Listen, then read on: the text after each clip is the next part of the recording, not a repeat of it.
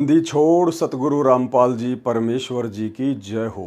सत्साई भाई और बहनों, दया परमपिता परमेश्वर सारी सृष्टि के रचनहार कुल मालिक सतगुरु रामपाल जी भगवान की, जिनके विशेष आशीर्वाद से, जिनकी विशेष कृपा दृष्टि से, रहम दृष्टि से आप और हम सभी साध संगति से जुड़े हुए सत्सेवक भाई बहन उनके तत्व ज्ञान को आधार बनाकर निरंतर भक्ति मार्ग पर दृढ़ता के साथ आगे बढ़ पा रहे हैं। भाई और बहनों, ये भक्ति और भगवान नामक जो पुस्तक है, ये पुस्तक उन दृढ़ आत्माओं के तमाम थोड़े बहुत यदि कोई संशय उनके अंदर शेष होंगे, सबको बाहर निकाल फेंकेगी। ये पुस्तक भगत आत्मा को इतना दृढ़ बना देगी कि 21 ब्रह्मांड का स्वामी ज्योति निरंजन भी यदि सतगुरु रामपाल जी परमेश्वर जी के चरणों से दूर करने के लिए लाख प्रयास करे तो भी भगत को उनके चरण कमल से दूर नहीं कर पाएगा। भाई और बहनों, आप और हमारा साध संगति से जुड़े हुए तमाम भाई बहनों का बहुत बड़ा परम सौभाग्य है जो कलयुग की पिछली पीढ़ी में परमेश्वर सतगुरु रामपाल जी ने हमें मनुष्य जन्म दिया, हमें अपनी शरण में लिया और अपने लाखों करोड़ों भक्तों में परमेश्वर ने हमें साध संगति से जोड़ दिया। परमेश्वर ने हमें सतलोक के ट्रेनिंग सेंटर में जोड़ दिया, क्योंकि ये परम सत्य है। आज भले ही अपनी नादानी या ना समझी के चलते कुछ आत्माओं को ये लगता हो कि साध संगति कुछ नहीं है, लेकिन ये उनकी सबसे बड़ी अज्ञानता है। साध संगति ही सतलोक के लिए एकमात्र ट्रेनिंग सेंटर है। यदि आप इस कलयुग की पिछली पीढ़ी में और इसी मनुष्य जन्म में सतलोक जा सकते हैं तो परमेश्वर रामपाल जी के आशीर्वाद से ये जो साध संगतियाँ चल रही हैं, इन साध संगतियों से जुड़कर एक नेक भगत बनकर, मर्यादित भगत बनकर, गुरु भगत बनकर ही आप जी सतलोक के योग्य बन सकते हैं। दूसरा कोई तरीका परमेश्वर जी ने नहीं रखा है। बाकी रही बात राग द्वेष और ईर्ष्या की, तो ये राग द्वेष और ईर्ष्या तो सतगुरु रामपाल जी परमेश्वर जी के साथ में भी सन 1994 से और उससे पहले भी, जब वे एक भगत की भूमिका में थे, आदरणीय रामदेवानंद जी को अपना मुंह बोला गुरु बनाकर भक्ति करते थे, उस समय भी सैकड़ों की संख्या में दुश्मन जो लोग संत रामपाल जी से राग द्वेष ईर्ष्या रखते थे। और 1994 से जब से वे नाम दीक्षा देने लगे, उसके बाद उनकी शरण में आकर न जाने कितने लोग गुरुद्रोही हो चुके हैं और उनसे राग द्वेष ईर्ष्या करके उनका कुप्रचार करना, उनके चरणों से भगत आत्माओं को नीचे गिराना, और वर्तमान में भी 2014 बरवाला कांड के बाद उन्हीं के वो भगत जो सारनाम प्राप्त थे, सतनाम प्राप्त थे, लेकिन 2014 बरवाला कांड की घटना को ना समझ पाने के चलते संत रामपाल जी से दूर हो गए, दूसरे पंथों में चले गए या भक्ति छोड़कर घर पर बैठ गए और आज उनके घोर विरोधी हैं। तो भाई और बहनों, ये सिलसिला तो इस काल लोक में सदा से चलता आया है। जब जब परमपिता परमेश्वर जी ने अपना सत्य मार्ग कहीं से भी शुरू किया है, काल ने आत्माओं में कुप्रेरणा करके उनका घोर विरोध करवाया ही करवाया है। और जब सतगुरु रामपाल जी परमेश्वर अपनी सत आत्माओं में सत्य प्रेरणा करके अपने सत मार्ग को आगे बढ़ाएंगे, जैसे वर्तमान में साध संगति के माध्यम से बढ़ा रहे हैं, तो काल कैसे चुप बैठने वाला है। अब काल स्वयं तो विरोध करने के लिए आता नहीं, क्योंकि वो तो किसी के सामने प्रकट होता नहीं, इसलिए वो उन भक्तों के अंदर कुप्रेरणा करेगा जिन भक्तों के अंदर राग द्वेष ईर्ष्या और मान बढ़ाई का रोग लगा हुआ है। तो उन आत्माओं के अंदर कुप्रेरणा करके अपने भगत भाइयों का विरोध करवाएगा और परमेश्वर के सतमार्ग को झूठा साबित करने का कुप्रयास भी करवाएगा। तो भाइयों और बहनों, ये पुस्तक भक्ति और भगवान कोई सामान्य पुस्तक नहीं है। इन पुस्तकों को भगत समाज ने नहीं पढ़ा, नहीं पढ़ता था, इसीलिए परमपिता परमेश्वर जी ने इस 2 कोड़ी के तुच्छ जीव पवन दास को खड़ा किया, निमित्त बनाया, ताकि मैं भी इस पुस्तक को पढ़ूं और आप भाई बहनों को भी इस पुस्तक को पढ़ाऊं। और जो जो गूढ़ रहस्य परमपिता परमेश्वर जी ने इस पुस्तक में छुपा रखे हैं, यानी बहुत सारी भक्ति मार्ग की ऐसी गूढ़ बातें होती हैं जो सतगुरु रामपाल जी परमेश्वर जी अपने सत्संगों में नहीं कह पाते हैं। वो बातें परमेश्वर फिर पुस्तकों में लिख देते हैं। और इसीलिए गुरुदेव भगवान विशेषकर कई बार सत्संगों में जोर देते हैं कि बच्चों, आप पुस्तकें ले जाते हो लेकिन आप पुस्तकों को पढ़ते नहीं हो, आपको पुस्तकें पढ़नी चाहिए। तो परमेश्वर ने दास को निमित्त बनाया, दास को खड़ा किया, और इस पुस्तक के अंदर बहुत सारे गूढ़ रहस्य हैं, बहुत सारे भक्ति मार्ग के राज हैं जो अभी तक संगत नहीं जानती है। परमेश्वर जी ने दया बख्शी दास के ऊपर, और अब इस दास के माध्यम से परमेश्वर भगत समाज तक उन गूढ़ रहस्यों को, उन भक्ति मार्ग के विशेष संदेशों को पहुंचाएंगे। भाइयों और बहनों, परमात्मा चाहते हैं कि सतलोक जाने के मार्ग में ये काल कहाँ कहाँ भगत आत्माओं को तोड़ेगा, कहाँ कहाँ ये आत्माओं के अंदर कुप्रेरणा करके उनको भक्ति मर्यादाओं से नीचे गिराएगा कि ये आत्मा त्रिकुटी तक भी ना पहुंच जाए। आगे की यात्रा तो बहुत दूर की बात है, कहीं ये आत्मा इन कमलों से पार होकर त्रिकुटी तक ना पहुंच जाए, क्योंकि त्रिकुटी पर तो फिर इसे परमात्मा मिल जाएगा, सतगुरु भगवान मिल जाएगा, फिर तो इसे कोई चिंता नहीं, किसी प्रकार की कोई दिक्कत नहीं। लेकिन ये आत्मा त्रिकुटी तक ना पहुंच जाए, त्रिकुटी तक पहुंचने के योग्य ना बन जाए, उसके लिए ये काल हर प्रकार से जो कुप्रयास कर सकता है, साम दाम दंड भेद से कोई भी घटिया नीति अपना सकता है, वो अपनाएगा। और सतगुरु रामपाल जी भगवान भी यही चाहते हैं कि मैं अपने तत्व ज्ञान से, आध्यात्मिक ज्ञान से अपनी आत्माओं को इस कदर भक्ति के रंग में रंग दूं, अगर 21 ब्रह्मांड का स्वामी ज्योति निरंजन भी धरती पर उतर कर आए तो मेरी आत्माओं को भ्रमित ना कर पाए। और ये विशेष दया, ये परम सौभाग्य परमेश्वर ने अपने सत्सेवक बच्चों के ऊपर बख्शा है, जो पिछले 8-9 वर्षों से लगातार साध संगति से जुड़कर भक्ति मार्ग के गूढ़ रहस्यों को समझते जा रहे हैं। भाइयों और बहनों, इस पुस्तक भक्ति और भगवान का एक पार्ट जो कि भूमिका के अंतर्गत था, आप जी देख चुके हैं, बहुत सारी बातें आपको समझ में आ गई होंगी। अब ये इस पुस्तक भक्ति और भगवान का दूसरा पार्ट है।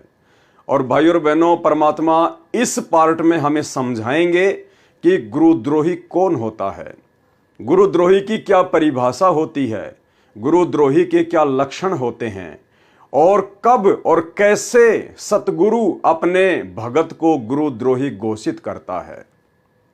650 साल पहले परमात्मा ने एक वैश्या को, जो पहले वैश्या कर्म करती थी, गणिका कर्म करती थी, जब उस बहन को ज्ञान हुआ, सत्संग सुना, तो उसने परमेश्वर जी से उपदेश ले लिया। वो भगतमती बन गई, परमेश्वर की शिष्या बन गई। लेकिन संगत अभी भी उसे वैश्या ही मान रही थी, उसे गणिका ही मान रही थी, उससे राग द्वेष ईर्ष्या करती थी, लड़ती थी, झगड़ती थी, भला बुरा कहती थी कि आश्रम में मत आया कर, तू गुरुजी को बदनाम करवाएगी। और फिर परमेश्वर ने उसी गणिका बहन को निमित्त बनाकर, जिस गणिका को हे दृष्टि से देखा जाता था, उसी को खड़ा करके, उसी को निमित्त बनाकर परमेश्वर ने उन 64 लाख भगतों की परीक्षा ली, और 64 के 64 लाख भगत फैल हो गए। उस गणिका बहन को तो परमेश्वर जी ने स्वर्ग में बैठा दिया, चमरा जुल्हा तर गए और छिपा नाई रे, गणिका चढ़ी विमान में सुरगापुर धाई रे। और बाकी जो 64 लाख अपने आप को डेढ़ सियाणे समझ रहे थे, परमेश्वर ने उनको बार बार माँ के गर्भ में जन्म दिया, उनको माँ के गर्भ में नरक कुंड भोगने के लिए बाध्य किया। तो भाइयों और बहनों, ठीक इसी प्रकार परमात्मा आज धरती पर है, और वही परमात्मा कबीर साहिब है, तो परीक्षा भी वही होंगी, लीला भी वही होंगी। थोड़ा बहुत जो प्रारूप है वो अवश्य बदल जाएगा। अब ऐसा नहीं है कि वर्तमान में भी परमात्मा कोई हाथी किराए पर लेंगे और किसी को हाथी पर बैठा कर फिर भक्तों की परीक्षा लेंगे। वो समय कुछ और था, आज समय कुछ और है। देश काल और परिस्थितियों के अनुसार परमात्मा अपने भक्तों की समय समय पर परीक्षा लेते हैं। वर्तमान जो समय है भक्तों की परीक्षा का, जितने भी भगत परमेश्वर ने सन 1994 से लेकर 2014 तक इकट्ठे किए, उन भक्तों की परीक्षा सन 2014 बरवाला कांड से लेकर वर्तमान समय तक निरंतर जारी है। और सौभाग्य है मुझ पवन दास का, जो परमेश्वर ने उन तमाम लाखों भक्तों की परीक्षा के लिए मुझ 2 कोड़ी के नीच तुच्छ प्राणी पवन दास को निमित्त बनाया। क्यों? क्योंकि संगत एक गुरुद्रोही की परिभाषा नहीं समझ पाई। 30 वर्षों से सतगुरु के सत्संग सुनकर संगत गुरुद्रोही किसे कहते हैं, गुरुद्रोही के लक्षण क्या होते हैं, गुरुद्रोही के कर्म क्या होते हैं, संगत नहीं समझ पाई। तो भाइयों और बहनों, ये भक्तों की परीक्षा थी 2014 बरवाला कांड के बाद से। और क्यों परमेश्वर ने मुझ 2 कोड़ी के तुच्छ प्राणी पर इतनी बड़ी मेहर की, दया की? परमेश्वर जी ने सतलोक आश्रम मैनेजमेंट हरियाणा के कहने पर, अपने कलयुगी बेटा बेटी भाई बंधु रिश्तेदारों के कहने पर, उनकी शिकायतों पर क्यों मुझ पवन दास को अपनी ऑडियो में, वीडियो में गुरुद्रोही घोषित किया? इसके पीछे बहुत सारे गहरे रहस्य हैं, राज हैं। आने वाले समय में ये घटनाएं इतिहास बनेंगी। आने वाले हजारों वर्षों तक जो सतगुरु रामपाल जी परमेश्वर जी का ये सतज्ञान धरती पर चलेगा। आने वाली आत्माएं इस पवन दास को आधार बनाकर, इस पवन दास के ऊपर परमेश्वर ने जो एक फिल्म बना दी है गुरुद्रोही वाली, इस गुरुद्रोही वाली फिल्म को देखकर आने वाली आत्माएं भक्ति मार्ग पर सावधान होंगी। तो भाइयों और बहनों, 2014 बरवाला कांड के उपरांत इतने वर्षों के बाद अब गुरुद्रोही शब्द की क्या परिभाषा है, गुरुद्रोही के क्या लक्षण होते हैं, गुरुद्रोही कौन होता है, ये पवन दास गुरुद्रोही है या गुरुमुखी है, ये बात भी परमात्मा इस लाखों की संगत तक इस पवन दास को निमित्त बनाकर ही संदेशा भिजवाएंगे। इस वीडियो के माध्यम से, भक्ति और भगवान पुस्तक के माध्यम से। आज ये दूसरे नंबर का वीडियो उसी टॉपिक पर है कि आज से पहले कितने लोग गुरुद्रोही हो चुके हैं, उन लोगों में क्या क्या लक्षण थे जिससे उनको गुरुद्रोही कहा जा सकता है, और क्यों सतगुरु रामपाल जी परमेश्वर जी ने उनको गुरुद्रोही घोषित किया। भाई और बहनों, बाकी बातें हम इस वीडियो के लास्ट में करेंगे। उससे पहले हमने आज ये समझना पड़ेगा, इस पुस्तक के माध्यम से सतगुरु रामपाल जी परमेश्वर जी हमें समझाना चाह रहे हैं कि भाई गुरुद्रोही की परिभाषा क्या होती है, गुरुद्रोही के क्या लक्षण होते हैं। और तुम नादान संगत वालों ने बिना सोचे समझे किसी के भी कहने से तुमने किसको गुरुद्रोही मान लिया, और असल में संगत में गुरुद्रोही वाले कर्म कौन कर रहा है। बहुत सारी बातें हैं, परमेश्वर की बहुत बड़ी मेहर साध संगति से जुड़े हुए भाई बहनों के ऊपर। परमात्मा कोई भी कमी अपने भक्ति मार्ग में अपने भक्तों के लिए नहीं छोड़ेंगे, ताकि इसी जन्म में हम भगत आत्माएं निर्बाध रूप से निसंशय होकर सतलोक को प्रस्थान कर जाएं। तो भाई और बहनों, पुस्तक आपके सामने है, भक्ति और भगवान, और ये दूसरा वीडियो बनने जा रहा है। ये इसकी विषय सूची है, शंका समाधान, गुरुद्रोही की गति। 1 नंबर पर है भगत संजय उर्फ कृष्णदास गुरुद्रोही का पोल खाता। तो आज हम 1 नंबर पॉइंट से शुरू करेंगे कि परमेश्वर हमें गुरुद्रोही के विषय में क्या बताना चाहते हैं, क्या समझाना चाहते हैं, जिसको संगत 2014 बरवाला कांड के बाद से समझ नहीं पाई। पुस्तक भक्ति और भगवान, शंका समाधान, भगत संजय उर्फ कृष्णदास गुरुद्रोही का पोल खाता। किसी ने सवाल किया सतगुरु रामपाल जी परमेश्वर जी से, एक कृष्णदास नाम का लगभग 30 वर्ष का व्यक्ति अंबाला के पास कलाल्टी गांव में किसी पुराने गरीबदास मंदिर आश्रम में रहता है। भगवा वस्त्र धारण किए है, वह भी आप वाले नाम मंत्र दान करता है। आप तो कहते हो कि वर्तमान में इन मंत्रों का किसी को ज्ञान नहीं, नाम देने का किसी को अधिकार नहीं। क्या उस व्यक्ति से जो स्वयंभू गुरु बना है आत्म कल्याण संभव है? उत्तर परमेश्वर रामपाल जी ने क्या दिया? संगत माही कुसंगत उपजय, जैसे बण में बांस, और आप पे घिस घिस आग लगा ले, करे बनखंड का भी नाश। आदरणीय गरीबदास जी महाराज ने अपनी अमृतवाणी में कहा है कि पूर्ण संत की संगत में कुसंगत अर्थात गुरुद्रोही उत्पन्न होते हैं। वे सारी संगत को ऐसे नष्ट कर देते हैं जैसे वन में बांस उपजते हैं, फिर आपस में हवा के झोंकों से घिस घिस कर अग्नि लगाकर सारे वन को नष्ट कर देते हैं। ऐसा ही उदाहरण उस संजय उर्फ कृष्णदास पुत्र श्री बलवान मिस्त्री गांव करोथा वाले ने पेश किया। उस व्यक्ति का पहला नाम सुरेंद्र, दूसरा संजय तथा तीसरा आप बता रहे हैं कृष्णदास है। वह पहले मुझदास का शिष्य था। सतगुरु रामपाल जी परमेश्वर कह रहे हैं कि पहले वह व्यक्ति मुझदास का शिष्य था। वह इसी गांव करोथा का वासी है। कुछ वर्ष तक मर्यादा में रहकर सेवा तथा सुमरण करता रहा। जो ज्ञान ये दास प्रचार करता है उसे भी याद हो गया तथा बोलने की शैली सुधार कर तड़क भड़क कर बोलने लगा तथा चटक मटक कर चलना उसका स्वभाव है। आंखें बंद करके अकड़ कर बैठकर दिखावटी बुगला भजन करके ढोंग अर्थात दंभ करके प्रभुता व प्रशंसा का पात्र बनना उसके विनाश का कारण बना।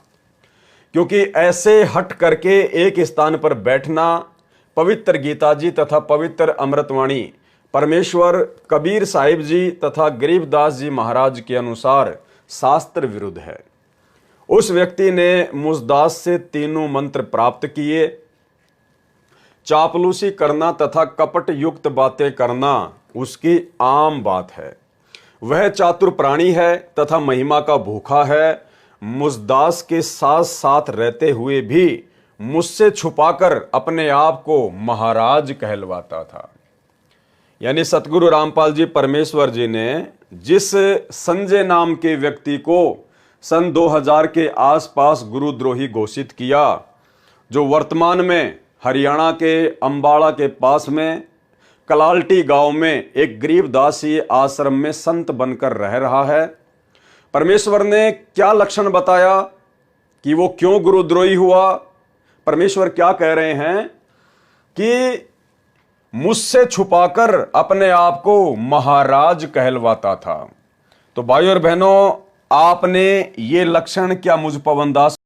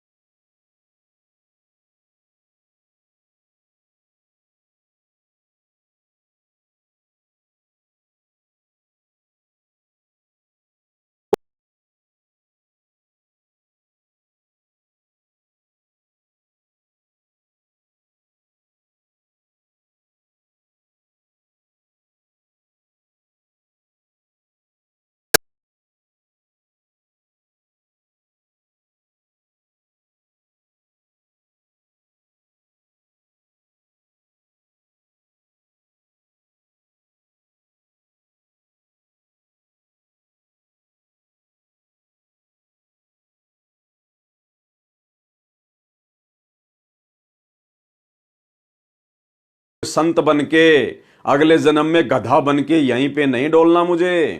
इसलिए दास भी डरता है और भाई बहनों को भी साथ संगति के माध्यम से सावधान करता है कि खबरदार, अगर आज के बाद अपने गुरुदेव भगवान के अलावा किसी को भी विशेष सम्मान के योग्य समझा तो अन्यथा परमेश्वर तुरंत अपने चरणों से नीचे गिरा देंगे।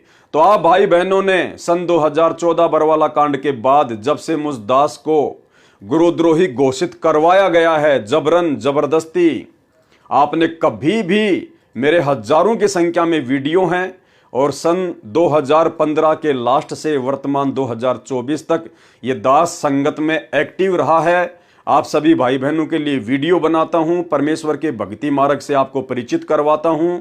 और जितने भी काल प्रेरित लोग हैं, सतलोक आश्रम मैनेजमेंट हरियाणा, गुरुदेव का कलयुगी परिवार, ये कोऑर्डिनेटर जो बहुत अच्छे भगत बनकर और संगत में परमेश्वर के ज्ञान और विधान के विपरीत आपसे कुकर्म करवाते हैं, आप लोगों को जगाता हूं, सावधान करता हूं, ताकि आपकी मर्यादा बचे, आपकी भक्ति बचे। तो आपने पिछले 9-10 वर्षों में मुझ दास के मुख से कभी भी नहीं सुना होगा कि भाई आप मुझे संत कहिए, आप मुझे छोटा महाराज कहिए, आप मुझे भगवान कहिए, या हमने कोई आश्रम खोलना है, या हमने कोई संत की पदवी प्राप्त करनी है। आपको इस प्रकार की कोई भी घटिया बातें जो एक गुरुद्रोही व्यक्ति में होती हैं, आपको कहीं भी नजर नहीं आएंगी। तो जो कृष्ण दास था, जिसको गुरुदेव भगवान ने गुरुद्रोही घोषित किया, उसका सबसे पहला जो गलत कार्य था, क्या था? मुझसे छुपाकर अपने आप को महाराज कहलवाता था। सतगुरु रामपाल जी परमेश्वर कह रहे हैं कि मुझसे छुप छुपाकर संगत में अपने आप को महाराज कहलवाता था तथा आशीर्वाद देता था। भाई और बहनों, गुरुद्रोही के लक्षण होते हैं ये कि वो अपने गुरुदेव से छुप छुपा के और संत बनने की चाहत में लोगों को आशीर्वाद देता है। लेकिन आपने पिछले 10 वर्षों में मुझ पवन दास के अंदर ऐसा किसी भी प्रकार का कोई भी घटिया कर्म नहीं देखा होगा। ये दास तो सौपन में सोच भी नहीं सकता। मैं तो अपने गुरुदेव भगवान के आशीर्वाद का प्यासा हूं। मैं दो कुंडी का जीव, मूर्ख प्राणी, जड़मती प्राणी, मेरी क्या औकात मैं किसी को आशीर्वाद दे सकूं, मेरी क्या हैसियत। तो भाई और बहनों, ये घटिया कर्म ना दास ने कभी किया और ना कभी दास ने सौपन में सोचा, और ना दास ऐसा कभी सोच सकता है। तो जिस व्यक्ति को गुरुदेव ने गुरुद्रोही घोषित किया, उसमें दूसरा लक्षण क्या था? वो व्यक्ति आशीर्वाद भी देता था भगत समाज को। क्योंकि सतगुरु रामपाल जी परमेश्वर जी ने सन 1994 में अपने भक्ति मार्ग की शुरुआत की थी। भाई और बहनों, उस समय परमेश्वर इतने सारे प्रमाण जो वर्तमान में उन्होंने दिखा दिए हैं, हमारी आत्मा को दृढ़ कर दिया है। गीता, वेद, कुरान, पुराण, बाइबल, अन्य संत महात्माओं की पुस्तकें, उनके सत्संगों में उनके विचार कि अध्यात्म से उनकी बातें कितनी मेल खाती हैं, सत्य क्या है। उसके बावजूद आदरणीय गरीबदास जी का सूक्ष्म वेद और कबीर सागर, यानी परमेश्वर ने वर्तमान में तो कोई कमी नहीं छोड़ी है। लेकिन जिस समय गुरुदेव भगवान ने अपने मार्ग की शुरुआत की थी, उस समय परमात्मा ने ये तमाम सबूत, ये प्रमाण, एविडेंस शास्त्रों से नहीं दिखाए थे, जिस कारण से संगत इतनी परिपक्व नहीं हो पाई थी, जिसका फायदा काल प्रेरणा से काल ने अपने एजेंट संगत में भेजे। जिस प्रकार ये कृष्णदास, इस प्रकार के लोगों को काल ने संगत में भेजा अन्य भगत भाई बहनों की आस्था को तोड़ने के लिए, उनकी मर्यादाओं को तुड़वाने के लिए। तो वो व्यक्ति अपने ही भगत भाई बहनों को अपने आप को संत समझकर, महाराज समझकर उनको आशीर्वाद दिया करता था। और ज्ञानहीनता में, नादानी में वो भगत आत्माएं भी जो थोड़ी बहुत थी, वो आत्माएं उससे आशीर्वाद भी लिया करती थी। तो भाई और बहनों, ये वीक पॉइंट हैं। ये जो पुस्तक है भक्ति और भगवान, जिसका विशेष जिक्र गुरुदेव भगवान ने किया है आप और हमारे पढ़ने के लिए, तो साथ साथ में परमात्मा चाहते हैं कि हम इन सभी पॉइंटों से भली भांति परिचित हो जाएं कि आपके गुरुजी के अलावा इस सृष्टि में दूसरा कोई महाराज कहलाने का अधिकारी नहीं है। इनकी शरण के अलावा जितने भी लोग हैं, जितने भी साधु संत महात्मा हैं, वो चाहे लाख अपने आप को महाराज कहें, हमें कोई फर्क नहीं पड़ता। लेकिन परमेश्वर सतगुरु रामपाल जी से उपदेश लेने के बाद यदि इनका कोई भगत अपने आप को महाराज कहलवाता है या भक्तों को आशीर्वाद देता है, तो समझ लेना वो पक्का काल का एजेंट है, काल का दूत है, पक्का गुरुद्रोही है। ऐसे आत्माओं से हमने विशेष तौर पर सावधान रहना है।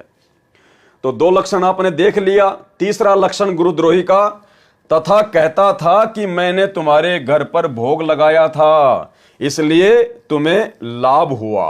भोग लगाने का मतलब वो 3 दिन का पाठ करता था। आदरणीय गरीबदास जी महाराज जी के सदग्रंथ साहिब को ले जाकर, और जो नादान भगत थे उनके घरों पर जाकर 3 दिन तक वो महाराज बनकर, संत बनकर आदरणीय गरीबदास जी की वाणियों का पाठ किया करता था और कहता था कि मैंने तुम्हारे घर पर पाठ किया है, मैंने तुम्हारे घर पर आदि अंत का भोग लगाया है, इसलिए तुम्हें तमाम लाभ हो रहे हैं।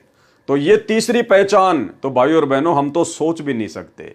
हम सत्सेवक तो उल्टा सतलोक आश्रम मैनेजमेंट हरियाणा के द्वारा, गुरुदेव के कलयुगी परिवार के द्वारा, आज गुरुदेव भगवान की गैर हाजिरी में धर्म को धंधा बनाकर जगह जगह आश्रम खोलकर इन पत्थरों में पैसा बर्बाद करवाकर जिस प्रकार से ये पाठ शुरू किए हैं, हम तो इनका विरोध कर रहे हैं ज्ञान आधार से कि पाठ करने के अधिकारी तो केवल सतगुरु रामपाल जी परमेश्वर जी हैं, या उनकी आज्ञा से ही कोई भगत पाठ पर बैठ सकता है। तो हम तो उल्टा ज्ञान आधार से सतलोक आश्रम मैनेजमेंट हरियाणा के पाखंड का विरोध कर रहे हैं, भला हम कहां पाठ करने वाले हैं।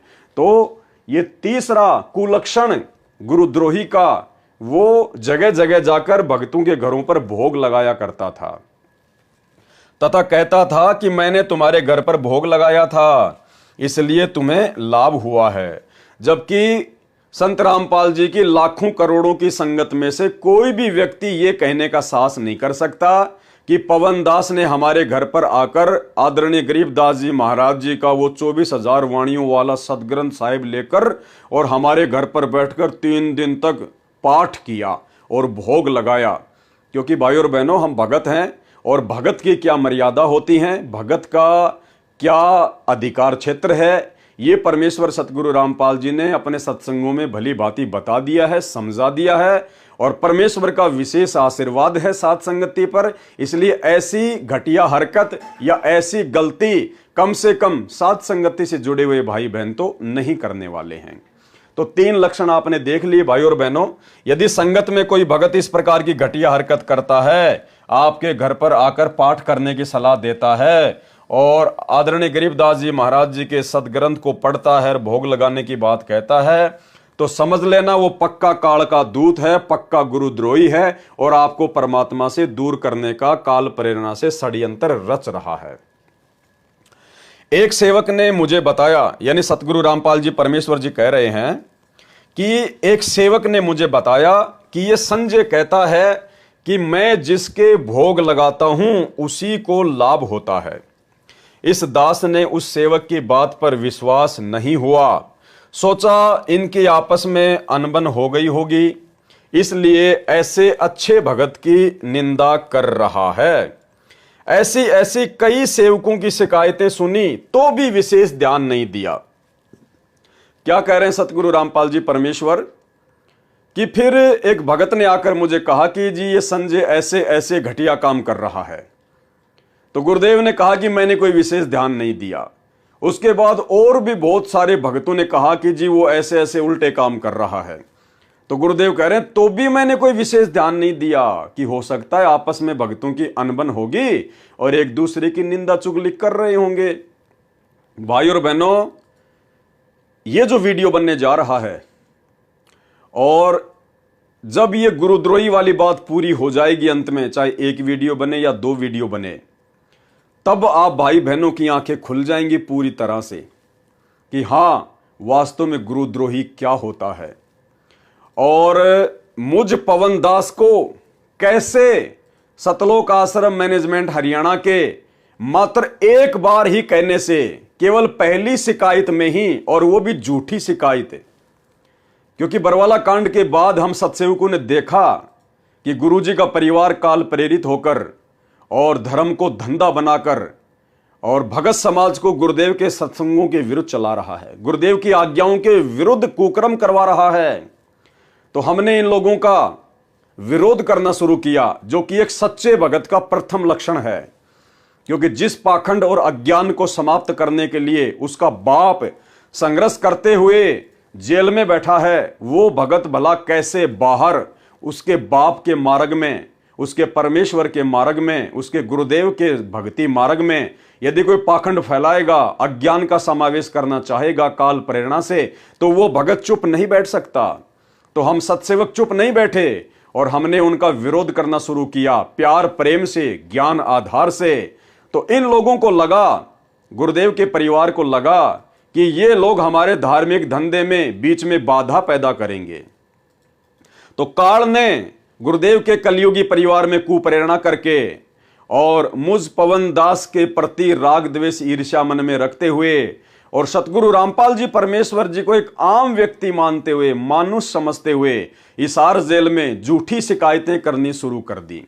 और पहली ही शिकायत में गुरुदेव भगवान ने अपने मिशन के अकॉर्डिंग, अपनी लीला के तहत, भाई और बहनों, यहां मैं जो ये मिशन शब्द यूज कर रहा हूं कि मुझ पवन दास को गुरुद्रोही घोषित करना मेरे पूज्य गुरुदेव भगवान के द्वारा, ये उनके मिशन का एक मुख्य हिस्सा है, ये उनकी लीला का एक अहम हिस्सा है। ये बातें आपको या तो ये वीडियो समाप्त होने के बाद में समझ में आएंगी या आपको उस समय समझ में आएंगी जब आप स्वयं सतगुरु रामपाल जी परमेश्वर जी के मुख कमल से उनके आने के बाद में इस प्रकार की बातें सुनेंगे। लेकिन उस समय बहुत देर हो चुकी होगी, आपका सारा भक्ति धन काल प्रेरणा से उनका परिवार बर्बाद करवा चुका होगा। तो मुझ पवन दास को तो मात्र एक बार की झूठी शिकायत पर ही सतगुरु रामपाल जी परमेश्वर जी ने अपनी लीला के तहत, अपने मिशन के तहत तुरंत गुरुद्रोही घोषित कर दिया, पीला पर्चा निकाल दिया, लेटर लिख दिया। अब यहां आप देखना भाई और बहनों, वही सतगुरु रामपाल जी भगवान जिन्होंने मुझे गुरुद्रोही घोषित किया, और ये वही सतगुरु रामपाल जी परमेश्वर जी हैं जिन्होंने उस संजय नाम के व्यक्ति को, उस कृष्ण नाम के व्यक्ति को गुरुद्रोही घोषित किया। तो गुरुदेव के पास में बहुत सारी शिकायतें गई, एक नहीं, दो नहीं, तीन नहीं, बहुत सारे भक्तों ने जाकर शिकायत की। तो भी गुरुदेव भगवान क्या कह रहे हैं कि मैंने कोई विशेष ध्यान नहीं दिया, और मैंने सोचा कि इतने अच्छे भगत को ये लोग ऐसा कह रहे हैं, जरूर आपस में इनकी कोई अनबन होगी। यानी आप जी सुनते जाना, इस वीडियो को देखते जाना, पवन दास को मात्र पहली शिकायत पर गुरुद्रोही घोषित करना, और इस कृष्ण नाम के व्यक्ति को जो वास्तव में सारे कुक्रम गुरुद्रोही वाले कर रहा था, और इस संजय उर्फ कृष्ण दास नाम के व्यक्ति को गुरुद्रोही घोषित करने में सतगुरु रामपाल जी परमेश्वर जी के द्वारा साल भर का समय लिया गया। और सैकड़ों की संख्या में भक्तों की शिकायतें सुनने के बाद तो ये आपको समझ में आएगा कि गुरुद्रोही क्या होता है, और पवन दास को पूज्य गुरुदेव भगवान ने अपनी लीला के तहत क्यों गुरुद्रोही घोषित किया, और इस संजय दास को, इस कृष्ण दास को क्यों सैकड़ों शिकायतें जानने के बाद भी गुरुद्रोही घोषित नहीं किया। अंत में जब गुरुदेव ने अपनी आंखों से देख लिया तब जाकर उसको गुरुद्रोही घोषित किया, और उसके बाद भी उसको रोकने का प्रयास किया, उसको भगत बनाने का प्रयास किया। आप देखते जाइएगा भाई और बहनों। एक सेवक ने मुझे बताया कि यह संजय कहता है कि मैं जिसके भोग लगाता हूं उसी को लाभ होता है। इस दास ने, अर्थात परमेश्वर गुरुदेव कह रहे हैं कि इस दास ने उस सेवक की बात पर विश्वास नहीं हुआ, सोचा इनके आपस में अनबन हो गई होगी, इसलिए ऐसे अच्छे भगत की निंदा कर रहा है। ऐसी ऐसी कई सेवकों की शिकायतें सुनी तो भी विशेष ध्यान नहीं दिया, क्योंकि उस व्यक्ति में चतुरता तथा चापलूसी आवश्यकता से अधिक थी। भाई और बहनों, हमारे गुरुदेव भगवान तो परमात्मा है, कबीर साहिब हैं, परमेश्वर हैं, ये तो अंतर्यामी हैं। जिस समय भगत ने पहली बार शिकायत की तो क्या गुरुदेव ने अपने दिव्य दृष्टि से देखा नहीं होगा? क्या परमेश्वर को पता नहीं? उनके तो आंखों के सामने सारी घटनाएं रहती हैं कि वास्तव में वो व्यक्ति गुरुद्रोही वाले काम कर रहा है या नहीं कर रहा है। परमेश्वर को सब पता था, लेकिन परमेश्वर दयालु हैं, परम दयालु हैं। परमेश्वर चाहते हैं कि आत्मा भक्ति मार्ग पर लगी रहे, उसको समझा बुझाकर भक्ति पर लगा के रखूं, उसके कर्म फूटने से बचें। इसके बावजूद भी परमेश्वर ने उन बातों को टाल दिया कि भाई हो सकता है आपस में इनकी खींचातानी हो गई होगी। मुझ दास को फिर भी शक नहीं हुआ। गुरुदेव कह रहे हैं उसकी इतनी शिकायतें आने के बाद भी मेरे को शक नहीं हुआ कि सचमुच यह इतना गिर चुका है। एक दिन यह दास गांव कसरेटी में पाठ करने गया हुआ था। हरियाणा में कोई गांव है कसरेटी, वहां गुरुदेव भगवान कह रहे हैं कि मैं पाठ करने गया हुआ था। वहां पर एक बहन आई, उसका एक 5 वर्षीय लड़का था।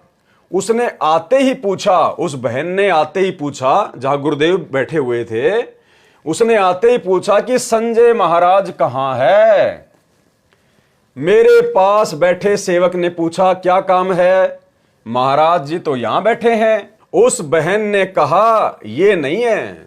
उस बहन ने कहा कि ये नहीं है। जो संत रामपाल जी बैठे हुए थे, उस बहन ने कहा कि ये वाला महाराज नहीं, वह तो कम आयु का है, वो तो जवान है, वो तो थोड़ी उम्र का है। उस बहन ने बताया मैं मालचा की लड़की हूं। मालचा कोई गांव है, मैं वहां की लड़की हूं। और वह महाराज वहां मिला था, वो संजय महाराज, संजय उर्फ कृष्णदास, वह महाराज मुझे वहां मिला था। मेरे लड़के को बोलने में अटक लगती है, यानी वो हकला के बोलता था उसका लड़का। संजय महाराज से 2 बार तो हाथ रखवा लिया है। वह कह रहा था कि ठीक ना होवे तो फिर से ले आना। यानी उस कृष्णदास उर्फ संजय ने उसके बेटे के सिर पर 2 बार हाथ रखा, आशीर्वाद दिया कि अब तेरा बच्चा अटक अटक के नहीं बोलेगा। वह कह रहा था कि ठीक न होवे तो फिर से ले आना, बच्चे पर आशीर्वाद का हाथ रखवाना है। वो बहन क्या बोली कि जल्दी से बताओ महाराज कहां हैं, जबकि गुरुजी भी वहीं बैठे हुए थे। बोले जल्दी से बताओ, मुझे बच्चे के सिर पर हाथ रखवाना है, बच्चे पर आशीर्वाद का हाथ रखवाना है। मैं मालचा गई थी, वहां से पता चला कि कसरेटी में पाठ है, वहां मिलेगा। उसके पश्चात अब सतगुरु रामपाल जी परमेश्वर क्या कह रहे हैं, उसके पश्चात मुझ दास को विश्वास हुआ कि सेवक ठीक ही कहा करते थे। यानी गुरुदेव ने अपनी आंखों से जब सुन लिया उस बहन से, उसके बाद गुरुदेव कह रहे हैं कि मुझे तब जाकर यकीन हुआ कि भाई बाकी भगत बिल्कुल ठीक कह रहे थे। तो भाई मुझ पवन दास का सबसे पहली बात तो कोई ये नहीं बता सकता संगत में कि मैंने परमेश्वर के ज्ञान या विधान के अनुसार उनके सत्संगों के विरुद्ध घटिया कर्म क्या किया है। और दूसरा, ना ही मुझे सतगुरु रामपाल जी परमेश्वर जी ने आमने सामने होकर देखा है, ना ऐसा कोई प्रमाण किसी ने पेश किया है कि पवनदास गुरुद्रोही है, या पवनदास ने किसी के बच्चे को आशीर्वाद दे दिया, किसी के घर में जाके पाठ कर दिया, या पवनदास अपने आप को महाराज कहलवाता है, या पवनदास ने कोई भगवा वस्त्र धारण कर लिए हैं, पवनदास किसी को नाम देने लग गया है, या पवनदास ने कोई आश्रम खोल लिया है। कोई प्रमाण नहीं, कोई सबूत नहीं। लेकिन पहली शिकायत पर मुझदास को मेरे पूज्य गुरुदेव भगवान के द्वारा अपनी लीला के तहत गुरुद्रोही घोषित कर दिया गया। और यहां उसकी ढेरों शिकायत, लेकिन गुरुदेव कह रहे हैं कि मैंने अपनी आंखों से देखा। लेकिन भाई और बहनों, इतना ही पर्याप्त नहीं है। अभी भी गुरुजी ने उसको गुरुद्रोही घोषित नहीं किया। अभी आप सुनते जाना आगे आगे। उसके पश्चात मुझदास को विश्वास हुआ कि सेवक ठीक ही कहा करते थे। फिर भी सोचा कि मेरे सामने कोई दृष्टांत हो तब बात बने। गुरुदेव ने उस बहन के मुख से सुनने के बाद भी यकीन नहीं किया। और क्या कह रहे हैं गुरुदेव कि जब बात बने, जब मेरे सामने वो कोई ऐसी हरकत करे। तो पवनदास ने तो हिसार जेल में बैठे हुए गुरुजी के सामने ऐसी कोई हरकत की नहीं अभी तक, और ना उनके पीछे से कोई हरकत की। लेकिन मुझको पहले प्रयास में गुरुद्रोही, पहली शिकायत में गुरुद्रोही। और यहां गुरुदेव क्या कह रहे हैं, उस बहन के कहने के बावजूद गुरुदेव ने क्या सोचा, उसके पश्चात मुझदास को विश्वास हुआ कि सेवक ठीक ही कहा करते थे। फिर भी सोचा, गुरुदेव कह रहे हैं कि मैंने फिर भी सोचा कि मेरे सामने कोई दृष्टांत हो, कोई प्रमाण हो, ऐसा कोई घटिया कर्म वो करे, तब बात बने, तब मुझे विश्वास हो कि वो संजय उर्फ कृष्ण वास्तव में गुरुद्रोही है। एक दिन यह दास गांव बामड़ोला में एक पाठ पर गया हुआ था। गुरुदेव हरियाणा के गांव बामड़ोला में पाठ पर गए हुए थे।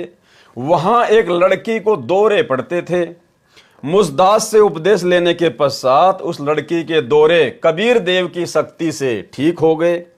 वह स्वयंभू महाराज संजय भी वहां अधिक जाता था। उस बामड़ोला गांव में उस बहन के घर पर वो संजय भी जाया करता था, क्योंकि जिस फैक्ट्री में यह नौकरी करता था उसी फैक्ट्री में इसका साथी भी नौकरी करता था।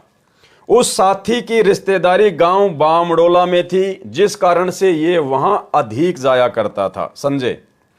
उस लड़के ने मुझे नहीं देखा था और शीघ्रता से उस नकली को दंडवत प्रणाम किया। यानी जब गुरुजी बामडोला में पाठ पर गए हुए थे तो वहां पर ये संजय भी बैठा हुआ था गुरुजी के पास में, ये कृष्णदास उर्फ संजय। अब वो एक बहन आई और उस बहन ने तुरंत उस संजय को, छोटे महाराज को दंडवत प्रणाम किया और उसने भी आशीर्वाद दे दिया यूं यूं करके। अब गुरुजी ने अपनी आंखों से देख लिया, गुरुजी ने अपनी आंखों से देख लिया, लेकिन फिर भी गुरुद्रोही घोषित नहीं किया और मुझ पवन दास को केवल एक झूठी शिकायत पर गुरुद्रोही घोषित कर दिया। यह बहुत बड़ी लीला है परमात्मा की, आप देखते जाना आगे क्या कह रहे हैं परमात्मा। उस लड़के ने मुझे नहीं देखा, सतगुरु रामपाल जी भगवान कह रहे हैं कि उस बहन ने मुझे नहीं देखा कि भाई यहां पे गुरुजी भी बैठे हुए हैं, और जल्दी से उस नकली को, उस कृष्ण उप संजय को दंडवत प्रणाम किया। ये दास देखता ही रह गया। गुरुजी कहते हैं मैं तो आंखें फाड़ के देखता ही रह गया। जब नकली महाराज संजय ने उसको मेरे सामने ही आशीर्वाद का हाथ किया, गुरुजी के सामने ही उस संजय और कृष्णदास ने यूं हाथ करके उसको आशीर्वाद दिया कि ले ले आशीर्वाद। मेरे पूज्य गुरुदेव जी के सतलोक गमन के पश्चात इस कृष्णदास उर्फ संजय को पंजाब में कस्बा तलवंडी भाई जिला फिरोजपुर में बने आश्रम में देखभाल व सेवा के लिए छोड़ रखा था। गुरुदेव भगवान कह रहे हैं कि मेरे गुरुदेव के सतलोक जाने के बाद, यानी दादा गुरुदेव के सतलोक जाने के बाद, सतगुरु रामपाल जी परमेश्वर जी ने इस कृष्ण उर्फ संजय को उस आश्रम में जहां पे दादा गुरुजी रहते थे वहां पर देखभाल के लिए, छोटी मोटी सेवाओं के लिए छोड़ रखा था। वहां भी स्वयंभू महाराज बन बैठा, उस आश्रम में भी वो स्वयंभू महाराज बन बैठा। मुझ दास द्वारा भरी कैसेटों को सुनकर स्वयं प्रचारक बन गया। वहां की सारी संगत इसे महाराज जी कहकर पुकारती थी। वहां की सारी संगत और उस कृष्णदास उर्फ संजय को महाराज जी कहकर पुकारती थी तथा दंडवत प्रणाम करती थी और ये उन्हें आशीर्वाद देता था। भाई मुझ पवन दास में तो ऐसा कोई लक्षण किसी ने देखा ही नहीं, बार बार बोलने की आवश्यकता भी नहीं है। तो सारे कुकर्म गुरुद्रोही वाले उसने शुरू कर रखे थे। ये दास रामपाल दास वहां पर केवल 1 या 2 रोज जा पाता था, क्योंकि हरियाणा में पाठों की भरमार चल रही थी। 2 साल के बाद मुझे पता चला, 2 साल के बाद भाई और बहनों, मुझे तो पहले दिन गुरुद्रोही, पहली शिकायत पे गुरुद्रोही, और यहां गुरुदेव के पास में बहुत सारी शिकायतें आ गई। गुरुजी ने अपनी आंखों से देख लिया कि भगत इसको दंडवत कर रहे हैं, ये भगतों को आशीर्वाद दे रहा है, और दादा गुरुजी के आश्रम में भी बैठकर अपने आप को महाराज कहलवाता है। और 2 साल बीत गई, 2 साल, लेकिन गुरुजी ने उसको गुरुद्रोही घोषित नहीं किया। वहां की सारी संगत इसे महाराज जी कहकर पुकारती थी तथा दंडवत प्रणाम करती थी और ये उन्हें आशीर्वाद देता था। ये दास रामपाल दास वहां पर केवल 1 या 2 दिन जा पाता था, क्योंकि हरियाणा में पाठों की भरमार चल रही थी। 2 वर्ष के बाद मुझे पता चला, 2 साल के बाद मुझे पता चला कि यह नादान अपने आप को महाराज कहलवाता है तथा आशीर्वाद भी देता है। तब सारी संगत को समझाया, तब इसे भगत जी कहने लगे। यानी गुरुजी ने संगत को समझाया कि भाई ये महाराज नहीं है, ये तो अपने आप को झूठ में महाराज कहलवाता है।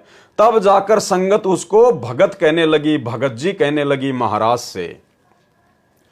कुछ दिनों बाद जो इसे महाराज कहते थे, इस नकली महाराज की वास्तविकता का ज्ञान हुआ कि यह तो चुगलखोर है तथा इसमें कपट का अंत नहीं है, और पूजा के रुपयों में भी हेरा फेरी करता है। अपने छोटे भाई की तलवंडी में फर्नीचर की दुकान भी खुलवा दी है।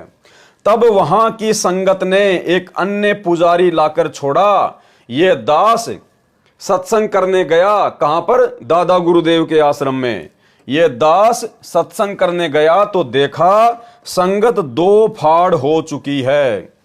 यानी भाइयों और बहनों, जो ड्रामे काल प्रेरणा से वर्तमान में चल रहे हैं ये कोई नई बात नहीं है, क्योंकि परमात्मा पहले कह चुके हैं कि पूर्ण परमेश्वर की संगत में गुरुद्रोही पैदा होते हैं। संगत माही कुसंगत उपजय जैसे बन में बास। काल प्रेरणा से उनके मार्ग को अवरुद्ध करवाने के लिए तो सन 2000 के आसपास, 2000 से पहले भी गुरुदेव भगवान की संगत में दो फाड़ हो चुकी थी। जिस प्रकार वर्तमान में तो ज्ञान आधार से दो फाड़ हैं, और उस समय ये संजय उर्फ कृष्णदास जैसे गुरुद्रोहियों की वजह से संगत दो फाड़ हो चुकी थी।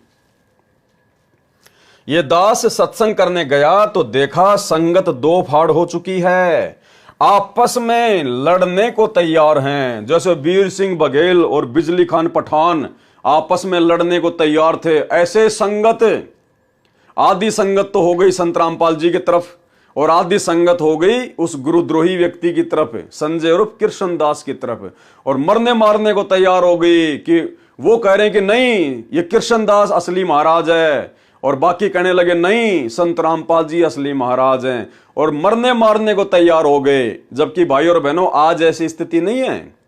उस समय तो लोग ज्ञान को नहीं समझ पाए थे, अज्ञानता में, और वर्तमान में तो परमेश्वर जी ने अपने मिशन के तहत ये जो परीक्षा का समय चल रहा है, और परमेश्वर ने ज्ञान आधार से जो दूसरा ग्रुप बनाया है साध संगतियां सत्सेवकों का, भाई और बहनों हम तो मार खाने वाले हैं, हम तो मुकदमे झेलने वाले हैं, हम तो जेल में जाने वाले हैं, हम किसी की तरफ तू करने वाले नहीं हैं। मारना पीटना गाली निकालना ये सारा का सारा ठेका तो काल प्रेरणा से सतलोक आश्रम मैनेजमेंट हरियाणा ने ले रखा है। हम सत्सेवक तो परमेश्वर के ज्ञान आधार से चल रहे हैं। उनके साथ इसी के सामने बातचीत की तो गुरुजी ने उस कृष्णदास के सामने ही और संगत को बैठाकर बातचीत की। तब उन्होंने इसकी ढेर सारी त्रुटियां बताई, तब संगत ने बहुत सारी उसकी त्रुटियां बताई। कुछ संगत इसकी समर्थक भी थी, लेकिन बहुत सारे लोग उस संजय उर्फ कृष्णदास गुरुद्रोही के समर्थन में थी, परंतु ज्यादातर इसके विरुद्ध थे। उसी समय एक संगत के व्यक्ति ने बताया कि यह तो ऐसा चालाक है कि एक बार यहां तलवंडी भाई में, यानी जहां पर दादा गुरुजी का आश्रम था, तलवंडी भाई में म्युनिसिपल कमेटी के चुनाव हुए। दो कैंडिडेट चुनाव लड़ रहे थे, दोनों ही इस नकली महाराज संजय उर्फ कृष्णदास से विजय का आशीर्वाद लेकर गए। यानी ये घटिया कर्म जो आज वर्तमान में गुरुजी की गैर हाजिरी में सतलोक आश्रम मैनेजमेंट हरियाणा कर रहा है, गुरुजी का परिवार कर रहा है, कभी बीजेपी का समर्थन, कभी कांग्रेस का समर्थन, तो गुरुदेव ये साबित करना चाहते हैं कि काल ने पहले भी यही कुकर्म संगत में शुरू करवाए थे उस संजय उर्फ कृष्णदास के द्वारा, क्योंकि ये कर्म गुरुद्रोहियों के होते हैं। वो दोनों ही कैंडिडेट, दोनों ही उम्मीदवार इस नकली महाराज संजय उर्फ कृष्णदास से जीतने का आशीर्वाद लेकर गए, विजय का आशीर्वाद लेकर गए। दोनों ही, एक की विजय होनी ही थी, विजेता कैंडिडेट यानी जो जीत गया चुनाव में, म्युनिसिपैलिटी के चुनाव में, वो कैंडिडेट बैंड बजाता हुआ आश्रम में आया, इसके माला डाली तथा इसने कहा कि मेरा आशीर्वाद कभी खाली नहीं जाता। इसने दोनों को आशीर्वाद दे दिया। अब जो जीत गया वो बैंड बाजे बजा के और महाराज जी के पास में आया, संजय उर्फ कृष्णदास के गुरुद्रोही के, जिस समय यह संत रामपाल जी का भगत था। आते उसने संजय उर्फ कृष्णदास के गले में माला डाली कि महाराज जी आपके आशीर्वाद से मैं जीत गया, मेरी विजय हो गई। तब वहीं खड़े एक व्यक्ति ने कहा कि जो पराजित हुआ है, यानी जो कैंडिडेट हार गया, वह भी तो आपसे ही आशीर्वाद प्राप्त करके गया था।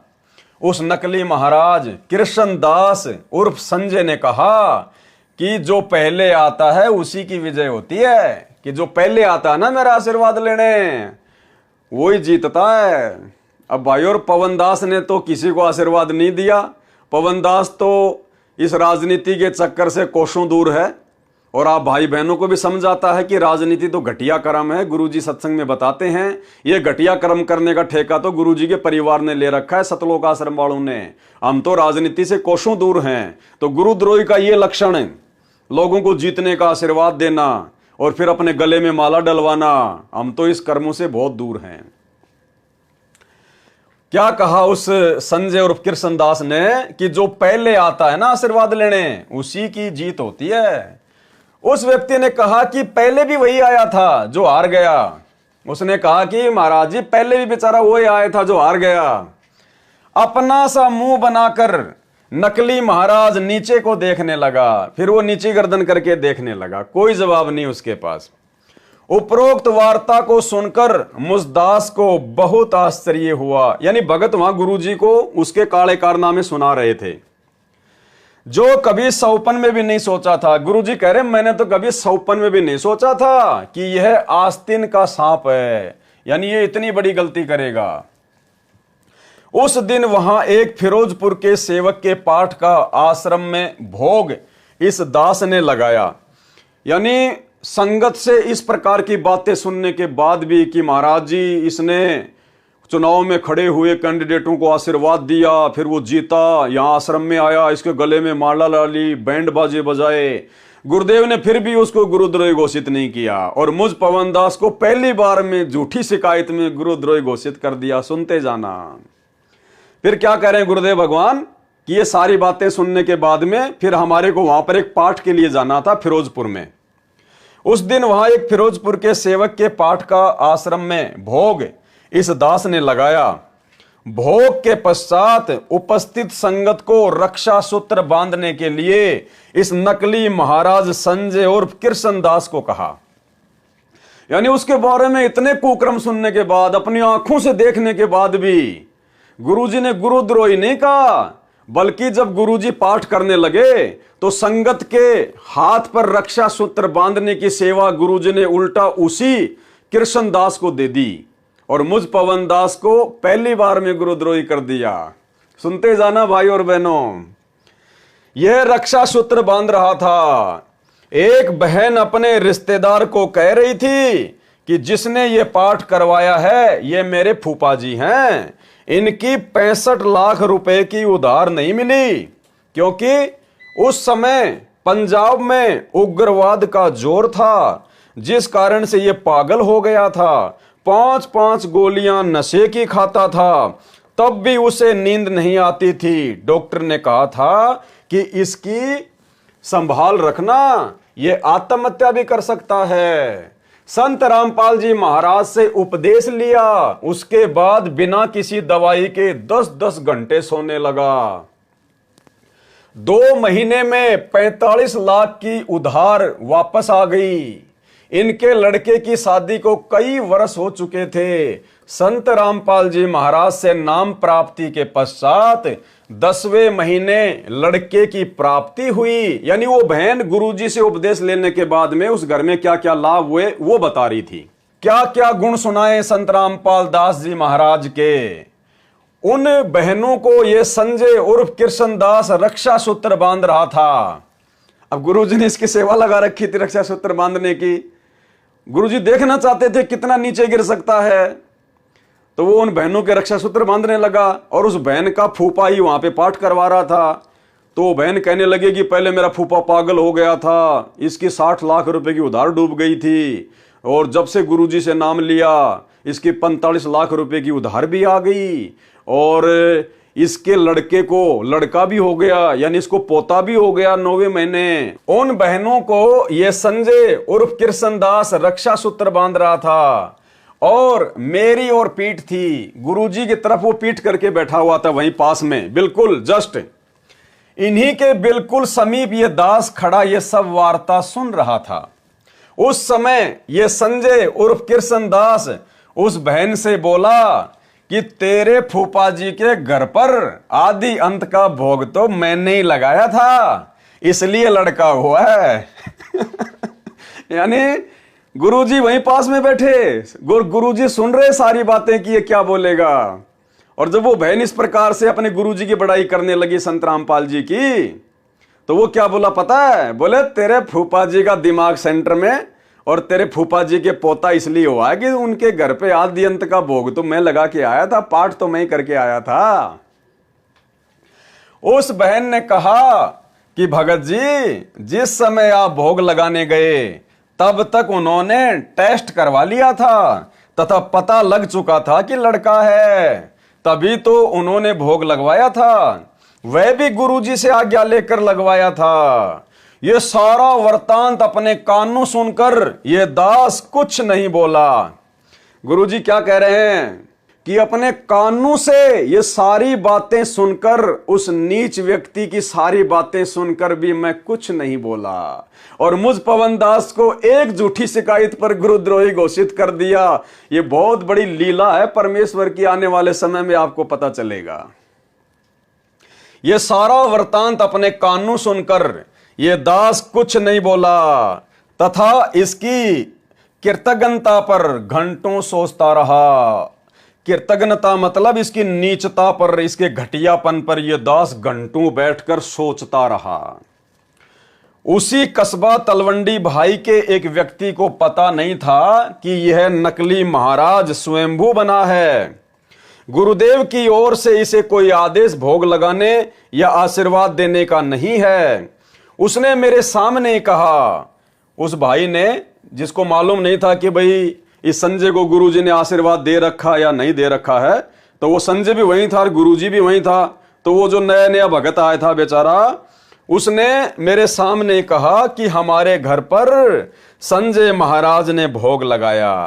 पहले हमने इनके पैर धोए, चरणा अमृत लिया, बहुत अच्छा सत्संग किया।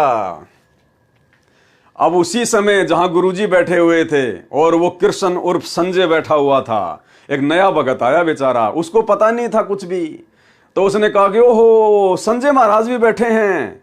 और वो फिर गुरुजी को कहने लगा कि गुरुजी, महाराज जी हमारे घर पर भोग लगाने आए थे और हमने इनका चरणामृत पिया, हमने इनको भोग लगाया। उसने मेरे सामने कहा कि हमारे घर पर संजय महाराज ने भोग लगाया, पहले हमने इनके पैर धोए, चरणा अमृत लिया, बहुत अच्छा सत्संग किया। ये बात वह नकली सुनकर वहां से उठकर चला गया। अब ये बात सुन के और वो संजय उर्फ कृष्णदास गुरुजी के पास से उठ के चला गया। यानी गुरुजी की आंखों के सामने सारे प्रमाण आते चले गए। बताओ, एक भगत अपने पैर धुलवा रहा है और उस भगत के पैरों का चरणामृत उसी के भगत भाई पी रहे हैं। भाई दास तो कभी सौपन में भी ऐसा घटिया कुकर्म करने की सोच भी नहीं सकता। यदि ऐसा कभी मेरे बुरे बुरे बुरे बुरे प्रारब्ध से ऐसा यदि कभी होना भी हो, तो मैं तो परमात्मा से विनती करता हूं, परमात्मा उस कुकर्म को करने से पहले ही मुझे मौत के घाट उतार देना। लेकिन ऐसा घटिया कर्म आपके इस तुच्छ दो कोड़ी के नीच भगत से ना हो जाए। इस दास ने सर्व संगत को समझाया कि इस तरह आप नाम रहित हो जाओगे, कि इस प्रकार एक भगत को यदि आप इतना महत्व दोगे, एक भगत के आप पैर धोओगे, उसका चरणामृत पियोगे, उससे पाठ करवाओगे, तो आपका नाम खंड हो जाएगा। ये तो एक आम सेवक है, ये तो एक सामान्य भगत है, परंतु उसका वहां हर समय आना रहता था। इसने अपना रंग चढ़ाए रखा। मैंने इस नकली को भी समझाया। क्या कह रहे हैं गुरुदेव? यानी गुरुजी ने उसको इतना सब कुछ देख के भी गुरुद्रोही घोषित नहीं किया, बल्कि गुरुजी ने उसको समझाया। क्या समझाया? मैंने इस नकली को भी समझाया। इसने दोबारा नाम भी लिया, इसने अपना नाम भी शुद्ध करा लिया और आगे से गलती न करने का आश्वासन दिया कि गुरुजी मैं आगे से कभी गलती नहीं करूंगा। दूसरी बार गया तो वह व्यक्ति जिसने इससे भोग लगवाया था तथा पैर धोए चरणामृत लिया था, उसकी 25 लाख रुपए की हानि हो गई। मेरे सामने बुरी तरह से रो रहा था। उसको इस दास ने बताया कि आप नाम रहित हो गए हो, कि आपका नाम खंड हो गया। आपने नकली महाराज संजय उर्फ कृष्णदास में आस्था बना ली है, इसलिए आपको हानि हुई है। परंतु वह नादान फिर भी उसी का पिट्ठू बना रहा, फिर भी वो भगत उसी का चेला बना रहा, उसी का पिट्ठू बना रहा। इस तरह के न जाने कितने छल युक्त चरित्र इस नकली महाराज संजय उर्फ कृष्णदास कपटी के देखे। क्या कह रहे हैं गुरुजी? न जाने ऐसे ऐसे कितने छल कपट युक्त इसके आचरण मैंने अपनी आंखों से भी देखे और भक्तों से भी सुने, लेकिन फिर भी गुरुजी ने गुरुद्रोही घोषित नहीं किया। और मुझ पवनदास का एक भी कोई ऐसा घटिया कर्म नहीं, और अपने परिवार की पहली शिकायत पर, झूठी शिकायत पर मेरे को पूर्णतया गुरुद्रोही घोषित कर दिया। यही परमेश्वर की लीला है, सुनते जाना आगे। यदि सारा विवरण करूं तो एक अलग से पुस्तक तैयार हो जाए। गुरुजी कहते हैं अगर उसके सारे कुकर्मों को विस्तार से बताऊं, लिखना शुरू करूं, तो पुस्तक बन जाएगी एक ज्ञान गंगा की तरह। कह रहे समझदार को संकेत ही बहुत होता है। उसके भाई ने जो फर्नीचर की दुकान खोली थी, उस गुरुद्रोही कृष्ण और संजय दास का भाई जिसने फर्नीचर की दुकान खोली थी, उस संजय के हरियाणा आते ही वह भी दुकान बंद करके हरियाणा आ गया। वहां पर उनकी दाल नहीं गली।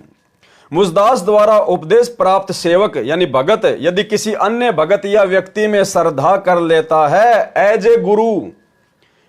ए गुरु, वैसे नहीं, वैसे हम आपस में भगत भाई बहन है, हमारी श्रद्धा अगर आपस में नहीं होगी, प्यार प्रेम आपस में नहीं होगा, तो और किस में होगा? जगत में होगा।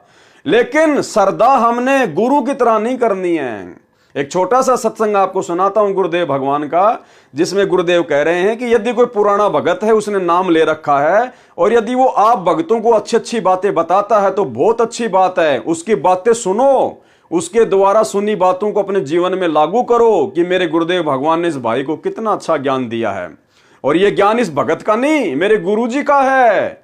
और एज ए गुरु उसमें आस्था नहीं होनी चाहिए। उसके चरण छूना, उसका चरणामृत लेना, उसको महाराज कहना, ये घटिया कर्म नहीं होने चाहिए। गुरु तो केवल एक ही है, सतगुरु रामपाल जी भगवान।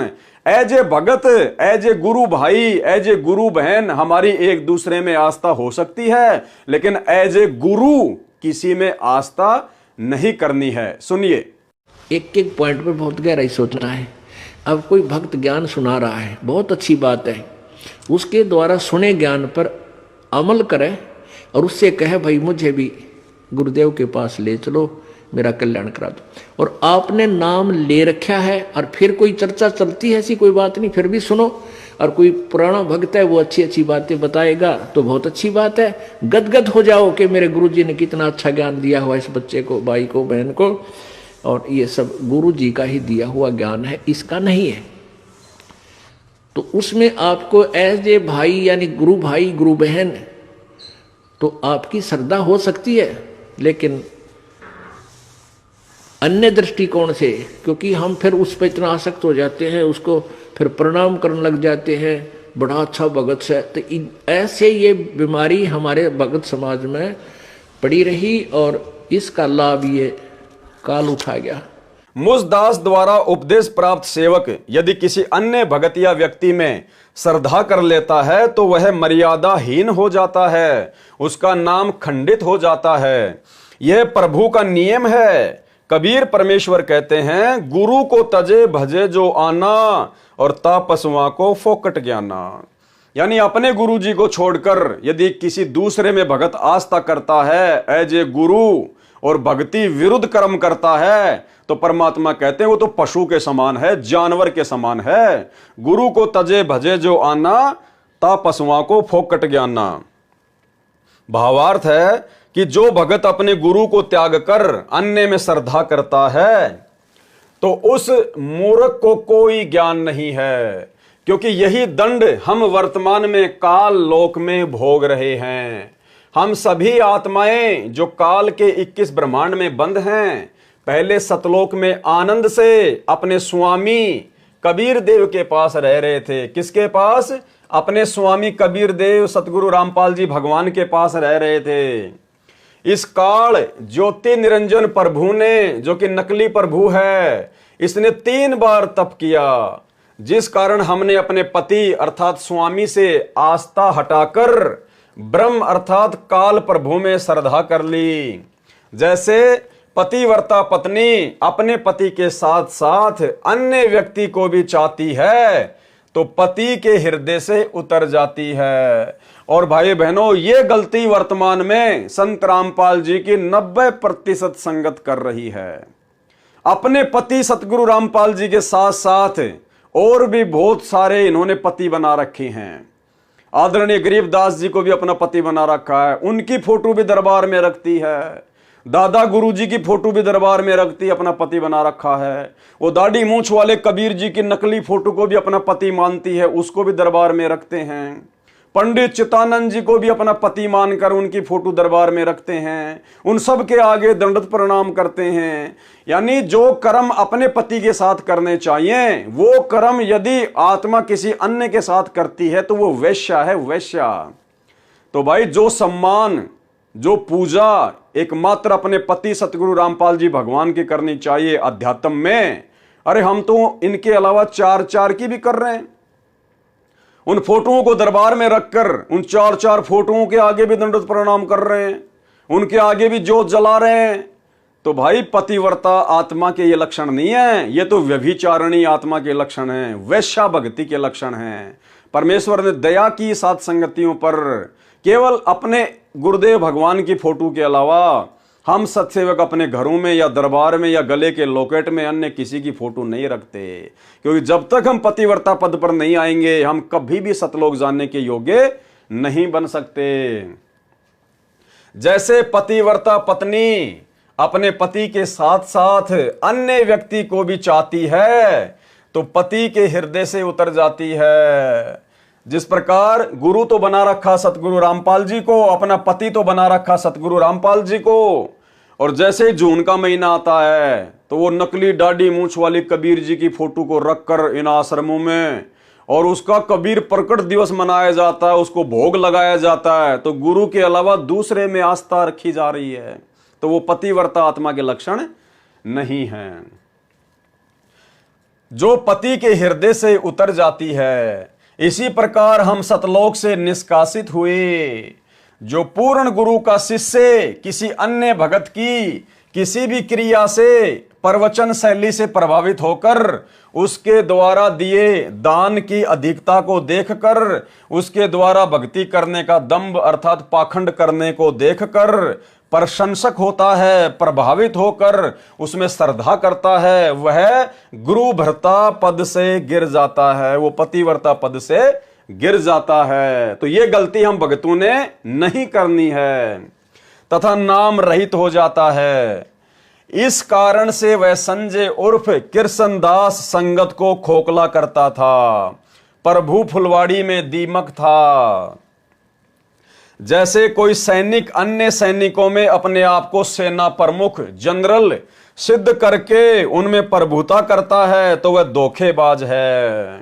भाई और बहनों, परमेश्वर के इसी ज्ञान आधार को अपनाकर हम साध संगति से जुड़े हुए हजारों की संख्या में भाई बहन, हमने कभी भी साध संगतियों में ना किसी को कोऑर्डिनेटर बनाया, ना किसी को जिला प्रमुख बनाया, ना किसी को तहसील का कोऑर्डिनेटर बनाया।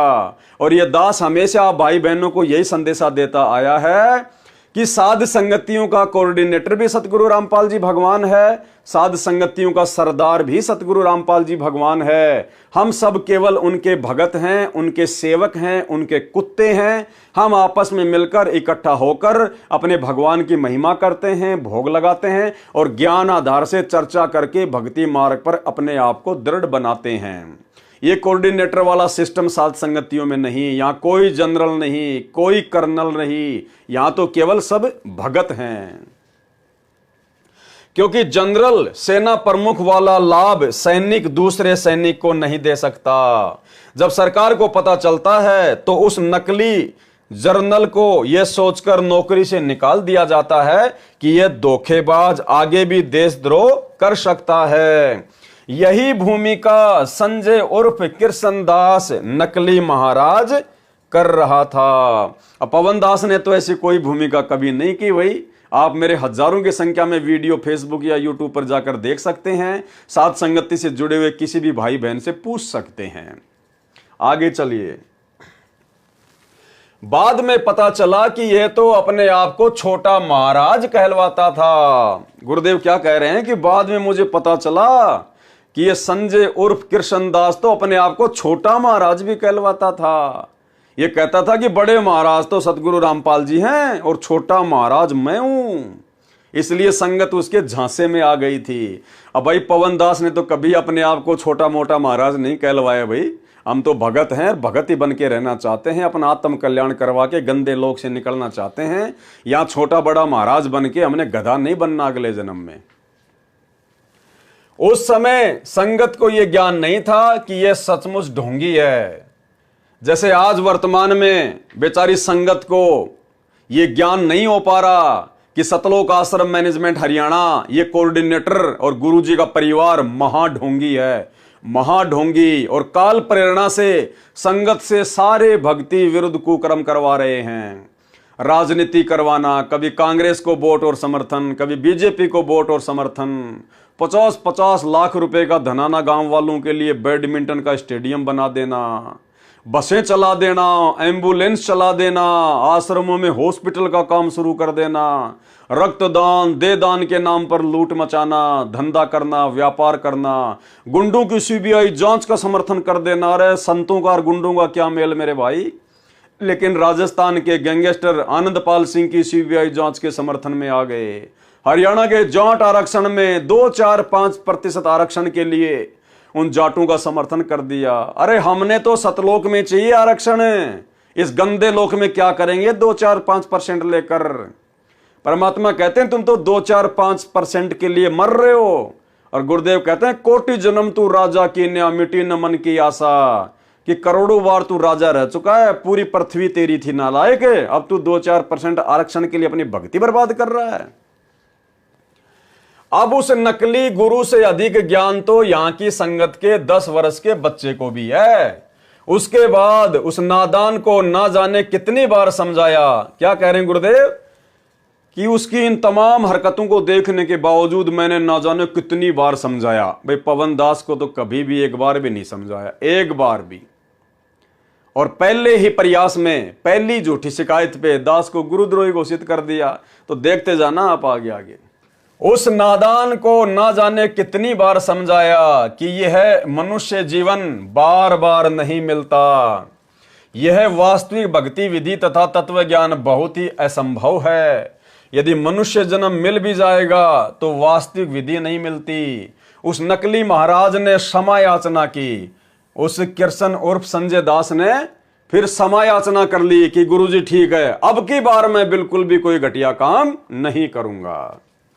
उस नकली महाराज ने क्षमा याचना करी, माफी मांगी, और फिर दोबारा से उपदेश ले लिया।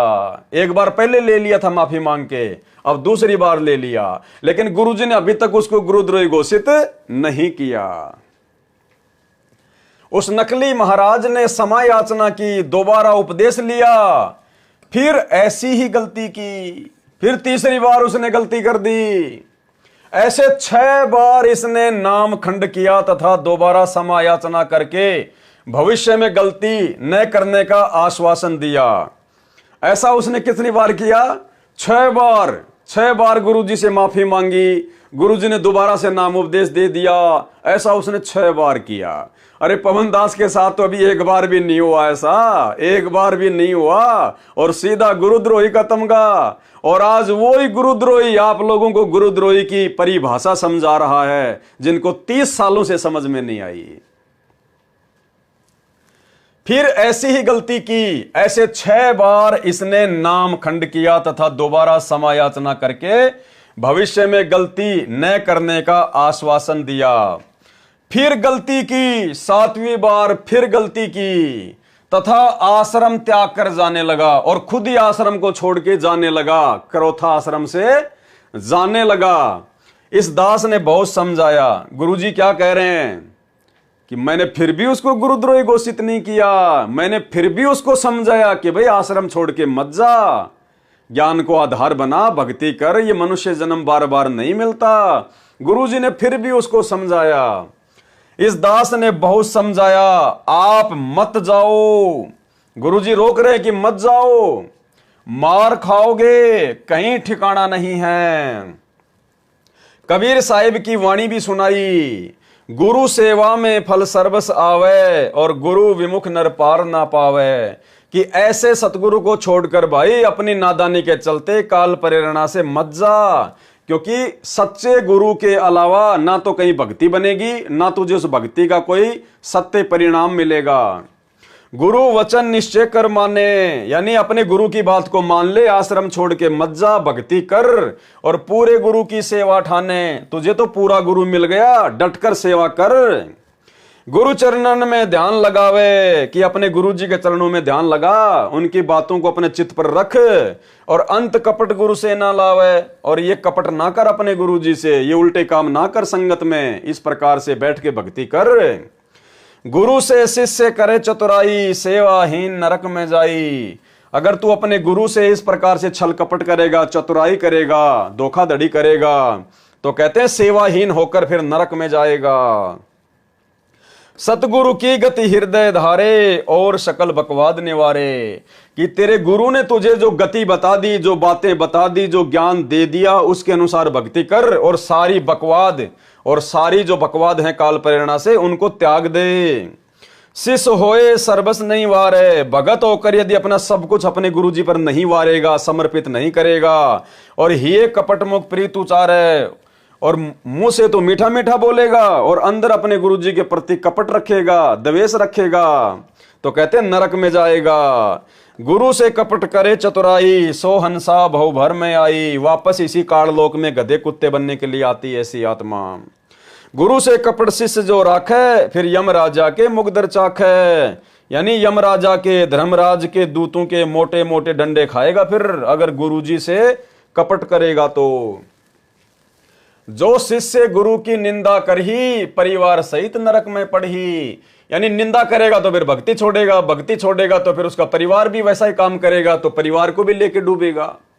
और गुरु को तजे भजे जो आना, ता पशुओं को फोकट ज्ञाना। ऐसे पशुओं को तो कोई ज्ञान नहीं जो गुरु को छोड़ के और दूसरे में आस्था रखे। गुरु से बैर करे शिष्य जोई, भजन नाश और बहुत बिगोई। गुरु जी से राग द्वेष करने वाला, दुश्मनी करने वाला अपने भजन का सत्यानाश कर देता है। और सन्मुख गुरु की आज्ञा धारे और पीछे ते सकल निवारे, यानी गुरु जी के सामने तो उनकी आज्ञा मान ले, हाँ जी गुरु जी आप ठीक कह रहे हो, मैं ऐसा ही करूंगा, और पीछे से सारी बकवाद करे, जैसा वो गुरुद्रोही संजय और कृष्णदास करता था। बार बार गुरु जी माफ करते थे, बार बार माफी मांग लेता था, फिर पीछे से सारी बकवाद करता था। सो शिष्य घोर नरक में पढ़ी और रुधिर राध पीवे नहीं तरही। ऐसे शिष्य के साथ में अंत में क्या बनता है, घोर नरक में जाएगा और मवाद पिएगा, खून पिएगा वहां पर बदबूदार। वेद पुराण कहें सब साखी, सारे वेद शास्त्र यही कहते हैं, और साखी शब्द सबे यो बाकी, और सारे सदग्रंथ यही बातें बताते हैं कि मानुष जन्म पाए कर खोवे और सतगुरु विमुखा युग युग रोवे। कि ऐसा व्यक्ति जो गुरु की बात नहीं मानता, छल कपट करता है, आज्ञा में नहीं चलता है, कहते हैं वो अपने मनुष्य जन्म को बर्बाद कर रहा है। और सतगुरु से विमुख होकर, सतगुरु से विमुख होने का मतलब है सतगुरु से उपदेश लेने के बाद मर्यादा में रहकर भक्ति ना करना, जैसा ये सतलोक आश्रम मैनेजमेंट हरियाणा कर रहा है, वर्तमान में गुरुदेव का परिवार कर रहा है। कहते हैं ऐसा भगत भी सतगुरु विमुखा युग युग रोवे, वो पार नहीं हो पाएगा। सब बात सुनकर भी गलती करने तथा कपट करने से बाज नहीं आया। यानी गुरुदेव ने बहुत समझाया, बार बार समझाया, उसने भी माफी मांगी, लेकिन वो अपनी हरकतों से बाज नहीं आया। इस दास ने उससे पूछा कि क्या ये भक्ति विधि वर्तमान में किसी संत के पास है। जब वो आश्रम छोड़ के जाने लगा तो गुरुजी ने पूछा कि तू भाई कहां जाएगा, चल तू ही बता दे, जो ज्ञान आज मैं दे रहा हूं क्या मेरे अलावा ये ज्ञान आज धरती पर किसी के पास है, किसी संत के पास है। उस नकली महाराज संजय ने कहा कि आपके अतिरिक्त वर्तमान में किसी संत व पंथ के पास वास्तविक ज्ञान नहीं है। इस दास ने कहा कि जानबूझकर क्यों अपने नाम को बार बार खंड कर रहे हो। उस नकली गुरु ने कहा कि आज के बाद सही चलूंगा। कहा कि गुरुजी ठीक है, आज के बाद मैं बिल्कुल सही चलूंगा और कोई गलती नहीं करूंगा। और क्या बोला उस नकली गुरु ने, कहा कि आज के बाद सही चलूंगा, मैं अपने घर पर रहूंगा, मेरी माताजी बीमार रहती है, घर पर काम करूंगा तथा आपके दर्शन करने भी आता रहूंगा। यानी मन में तो दोष उसके आ ही चुका था, उसको तो संत बनने की भूख बुरी तरह से काल ने जागृत कर दी थी। और कहा कि महाराज जी मैं आश्रम में नहीं रहूंगा, मैं अपने घर बैठ के भक्ति कर लूंगा और मेरी माता जी की सेवा करूंगा और बीच बीच में आपके दर्शन करने के लिए आता रहूंगा। मतलब इतना होने के बाद भी गुरुजी ने उसको गुरुद्रोही घोषित नहीं किया, वो आश्रम छोड़ के चला गया। उसके बाद भी गुरुजी ने उसको गुरुद्रोही घोषित नहीं किया और 2 से 3 वर्ष का समय हो गया। और पवन दास को पहली बार में झूठी शिकायत में ध्यान रखना, इस टॉपिक पर चाहे 1 वीडियो बने या 2 वीडियो बने, इसके बाद में इसका निष्कर्ष निकलेगा। और ये जो कृष्ण उर्फ संजय जो गुरुद्रोही हो चुका है, इसने भी इस भक्ति और भगवान पुस्तक को पढ़ने के बाद में सतगुरु रामपाल जी परमेश्वर जी के विरुद्ध एक पुस्तक निकाली है जिसका नाम था शैतान बन्या भगवान। यानी गुरुदेव के खिलाफ उसने बहुत सारी अभद्र बातें और बेबुनियाद बातें उस 30 पेज की पुस्तक में की है। दास आपको इस गुरुद्रोही संजय उर्फ कृष्ण दास की वो पुस्तक भी पढ़ाएगा, दिखाएगा। और उस पुस्तक को पढ़ने के बाद में भाई और बहनों, आप इतने दृढ़ हो जाओगे, काल के षड्यंत्र से इतने परिचित हो जाओगे कि आप स्वप्न में भी कभी अपने गुरुदेव के अलावा किसी और में आस्था करने की सोचोगे भी नहीं। उस नकली गुरु ने कहा कि आज के बाद सही चलूंगा, मैं अपने घर पर रहूंगा, मेरी माताजी बीमार रहती है, घर पर काम करूंगा तथा आपके दर्शन करने भी आता रहूंगा। इस दास ने कहा कि और विचार कर ले। गुरुजी को तो पता था कि घर पे जाके क्या खाग भक्ति करेगा, ये अपने आप में शाना बन के मन में दोष रखकर ये जा रहा है। तो गुरुदेव ने कहा, इस दास ने कहा कि और विचार कर ले, जब निकल आया है तो क्यों वापस फंस रहा है? अरे जब घर को छोड़ के भक्ति के लिए आश्रम में आ गया है तो वापस क्यों फंस रहा है? कुछ दिन और देख ले, फिर तेरा मन नहीं मानता तो तेरी इच्छा जैसा कर लेना। यानी उस ऐसे घटिया कर्म करने वाले व्यक्ति को गुरुजी फिर भी अपने पास में रखना चाह रहे हैं कि भाई कुछ दिन और रुक जा आश्रम में और देख ले, आराम से सोच ले, समझ ले, जल्दबाजी में फैसला ना ले। यानी उसकी इतनी तमाम घटिया हरकतों के बावजूद भी गुरुजी ने उसको माफ किया, उसको गुरुद्रोही घोषित नहीं किया। और पवन दास की कोई ऐसी घटिया हरकत नहीं, कोई माइका लाल एक भी प्रमाण नहीं दे सकता और दास को पहली बार में गुरुद्रोही घोषित कर दिया। सुनिए, कुछ दिन और देख ले, फिर तेरा मन नहीं मानता तो तेरी इच्छा जैसा कर लेना। आश्रम में एक सेवक इसी करोथा गांव का भगत कृष्ण कांत भी स्वेच्छा से रह रहा था। एक उसी का नाम राशि और था कृष्ण कांत और उसी के गांव का था। वो भगत भी करोथा आश्रम में ही गुरुजी के पास में रहा करता था। उस नकली महाराज ने भगत कृष्ण कांत से कहा कि यहां कुछ नहीं है, अपने घर चला जा। यानी गुरुजी के साथ में तो छल कपट की बातें कर रहा कि मैं घर बैठ के भक्ति कर लूंगा, बीच बीच में आपके दर्शन करने आ जाऊंगा। और जाते समय जो उसी के गांव का उसी के नाम का एक और भगत था कृष्ण कांत, उससे कहा, अरे क्या रखा आश्रम में, तू भी चला जा घर पे, मैं जा रहा हूं, कुछ नहीं है यहां, मेरे रहते सहते निकल जा। क्या बोला वो गुरुद्रोही उस भगत को कि मेरे रहते सहते निकल जा तू। भगत कृष्ण कांत ने कहा कि तुझे जाना है तो जा, महाराज जी के प्रति ऐसी बातें मत कह। पहले तू सबको कहता फिरता था कि संत रामपाल जी स्वयं परमेश्वर आए हैं, कबीर साहिब ही दोबारा अपना ज्ञान कराने आए हैं। अब अपने मुख से क्या बोल रहा है? भगत संजय दास, तुझे शर्म आनी चाहिए, आज पृथ्वी पर ऐसा संत नहीं है। संजय उर्फ कृष्ण दास ने अगले दिन मुझदास से कहा कि मैं जा रहा हूं और चला गया। फिर पता चला वह अपने घर न जाकर एक पाठ पर पहुंच गया। अब देखो घटिया हरकतें काल ऐसे करवाता है। गुरुजी से तो बोला मैं मेरे घर पे जा रहा हूं, मेरी माता बीमार है, घर बैठ के भक्ति करूंगा। लेकिन आश्रम से निकलते कहां गया? जहां पर पाठ चल रहा था वहां चला गया सीधा। फिर पता चला वह अपने घर न जाकर एक पाठ पर पहुंचा। वहां पर भक्तों ने पूछा कि क्या आप महाराज जी से आज्ञा लेकर पाठ पर आए हो? उसने कहा हां हां, आज्ञा लेकर पाठ पर आया हूं, आज्ञा लेकर पाठ पर आया हूं। एक भगत बाद में पाठ पर गया, उसने नकली संत को पाठ पर देखा तो पूछा, आप तो महाराज जी से घर जाने की कह रहे थे, यहां कैसे आ गए? उस नकली गुरु संजय उर्फ कृष्ण दास ने कहा कि यदि महाराज जी मुझे 2 लाख रुपए दें तथा एक पिस्तौल दें तब मैं आश्रम में रह सकता हूं। उसने कहा कि महाराज जी मुझे 2 लाख तो महीने का रुपया दें और एक मेरे को छोटी सी बंदूक दें, पिस्तौल, तब जाकर मैं आश्रम में रह सकता हूं। सुनते जाना भाई और बहनों, पवन दास ने तो ना कोई 5 लाख मांगे, ना कोई नकली कोई बंदूक मांगी, क्योंकि आश्रम पर गुंडों द्वारा आक्रमण होने वाला है, वहां कोई सुरक्षा तो है ही नहीं। बोले आश्रम में कोई सुरक्षा तो है ही नहीं और वहां तो कभी भी गुंडों का आक्रमण हो सकता है, मार देंगे मुझे तो।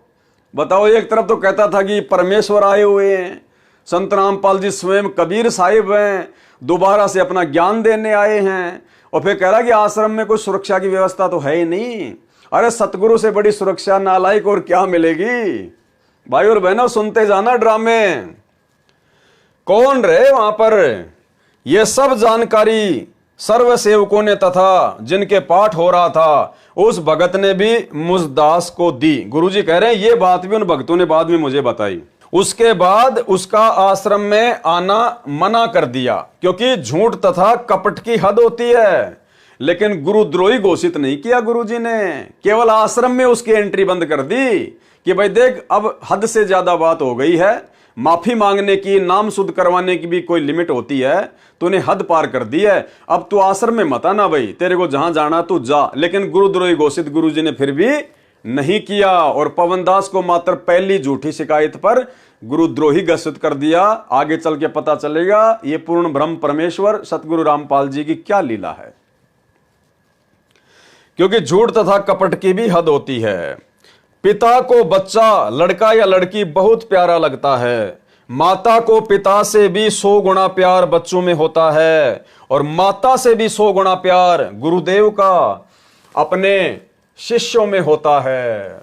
इसलिए मुझदास का प्रयत्न रहा, गुरुदेव कह रहे हैं कि मेरा प्रयास रहा, इसलिए मुझदास का प्रयत्न रहा कि यह नादान काल के हाथ लगेगा, यह प्रभुता की हवस इसे खा जाएगी।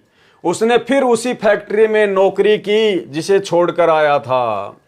बीच बीच में भी संगत के घरों में जाकर जहर घोलता रहा, जिस कारण बहुतों को हानि हुई, यानी बहुत सारे भगत फिर भी उसके चक्कर में आ गए। फिर भी उस पर रहम आया। क्या कह रहे हैं गुरुजी, फिर भी उसके ऊपर मेरे को रहम आया, और पवनदास के ऊपर जरा सा रहम नहीं आया। पहली बार में गुरुद्रोही घोषित कर दिया। देखते जाना परमेश्वर की क्या लीला है। यानी गुरुद्रोही कौन होता है ये आपको पता चल रहा है, गुरुद्रोही क्या क्या घटिया कर्म करता है, और सतगुरु कितना बड़ा दयालु होता है, कितना बड़ा दीन दयाल है, ये भी आपको साथ साथ पता चल रहा है। गुरुदेव कह रहे हैं फिर भी मेरे को उस पर रहम आया, आश्रम भी छोड़ के चला गया, नाम भी छोड़ के चला गया, फिर भी संगत में जाके भक्तों को तोड़ रहा है, और फिर भी गुरुजी क्या कह रहे हैं कि मेरे को उस पर रहम आया। एक सेवक जो उसी फैक्ट्री में नौकरी करता है, उसने इस दास से कहा, यानी गुरुदेव कह रहे हैं कि मेरे से कहा कि उसे समझा दो, अपना जीवन नष्ट न करे तथा फिर से उपदेश प्राप्त कर ले। उस सेवक ने जाकर संजय उर्फ कृष्णदास से कहा कि महाराज जी ने कहा है कि आप दोबारा उपदेश ले लो। देखो इसको कहते हैं दीन दयाल, ये है दयालु परमात्मा के लक्षण, सतगुरुदेव भगवान के लक्षण। फिर भी गुरुदेव ने कहा कि उसको बोलो कि वापस आश्रम में आ जाए, नो एंट्री कर दी थी। फिर भी गुरुदेव ने कहा कि उसको बोलो कि आश्रम में आ जाए और दोबारा से उपदेश लेके अपनी भक्ति शुरू करे, कि महाराज जी ने कहा है कि आप दोबारा उपदेश ले लो, अपना जीवन सुधार ले।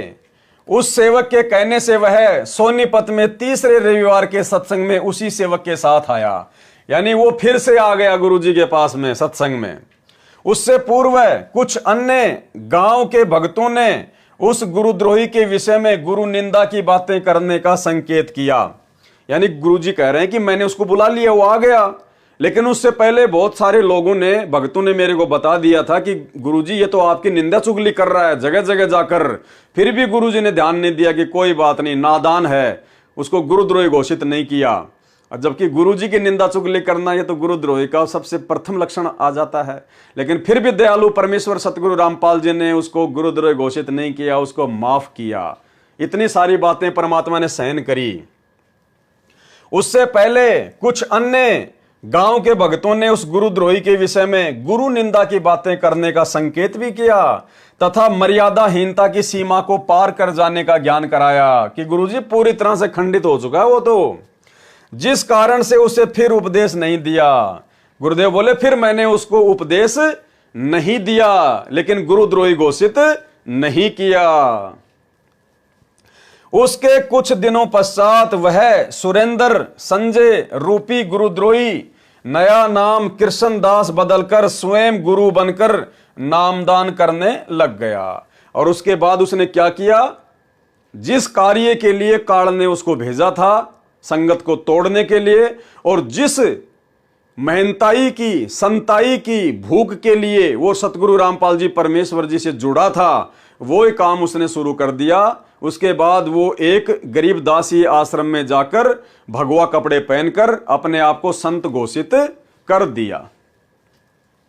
उसके कुछ दिनों बाद वह सुरेंद्र अर्थात संजय रूपी गुरुद्रोही नया नाम कृष्णदास बदलकर, यानी संजय नाम से कृष्णदास नाम रखकर स्वयं गुरु बनकर नामदान करने लग गया। यानी जो नाम सतगुरु रामपाल जी परमेश्वर जी से उसने लिए थे वही नाम वो लोगों को आगे देने लग गया।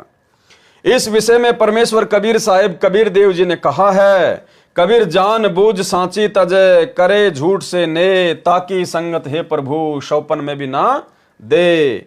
कबीर राज त्यागना सहज है, सहज औरत का ने, मान बढ़ाई ईर्ष्या दुर्लभ तजना ये। भावार्थ है कि मान बढ़ाई वश सत मार्ग को जानबूझकर त्याग कर झूठ कपट के द्वारा असत को ग्रहण जो व्यक्ति करता है, उसके दर्शन तो शौपन में भी परमात्मा ना होने दे। ऐसे व्यक्ति से भगत को बहुत सावधान रहना चाहिए। आदरणीय गरीबदास जी महाराज जी ने कहा है, गुरुद्रोही की पैड़ पर जय पग आवे वीर, और 84 निश्चय पड़े सतगुरु कहें कबीर। यानी ऐसे गुरुद्रोही व्यक्ति का यदि कोई संपर्क करता है, उससे ज्ञान चर्चा करता है या उसकी बातों को ग्रहण करता है, तो कहते हैं वो भी उसी के साथ फिर नरक में जाने योग्य होता है। भावार्थ है कि संत गरीबदास जी ने कहा है कि जो साधक गुरुद्रोही हो जाता है उसका संग नहीं करना चाहिए, उसकी संगति नहीं करनी चाहिए। पैड़ पर पैर आना का भाव है कि उस जैसी चाल चलना, अर्थात उस व्यक्ति की बातों में आकर अपना भाव बिगाड़ना ठीक नहीं। उसके निकट भी नहीं जाना चाहिए, क्योंकि वो तो उल्टी बातें करेगा, गुरु के खिलाफ बातें करेगा, भक्ति के खिलाफ बातें करेगा। गुरुद्रोही को पागल कुत्ता जानना चाहिए। स्वस्थ कुत्ते को तो रोटी डालनी चाहिए, परंतु पागल को तो आहार कराना भी खतरे से खाली नहीं है। यानी गुरुद्रोही कैसा होता है, गुरुद्रोही की क्या पहचान होती है, गुरुद्रोही के क्या लक्षण होते हैं, ये आप इस वीडियो के माध्यम से भली भांति जान रहे हैं, पहचान रहे हैं। और इसके विपरीत इस पवन दास में, जो कि अपने गुरुदेव भगवान ने अपने मिशन के तहत, अपनी लीला के तहत, अपने मार्ग को आगे बढ़ाने के लिए, संगत में छटनी करने के लिए जो दास के ऊपर रहम किया, दास को गुरुद्रोही घोषित किया, दास को परमात्मा ने सेवा बख्शी, उस माध्यम से परमात्मा क्या समझाना चाह रहे हैं। यदि उस गुरुद्रोही व्यक्ति के पास गुरु भगत जाता है तो वह अवश्य नाम रहित होकर नरक तथा 84 लाख प्राणियों की योनियों में नाना प्रकार के कष्ट भोगता है।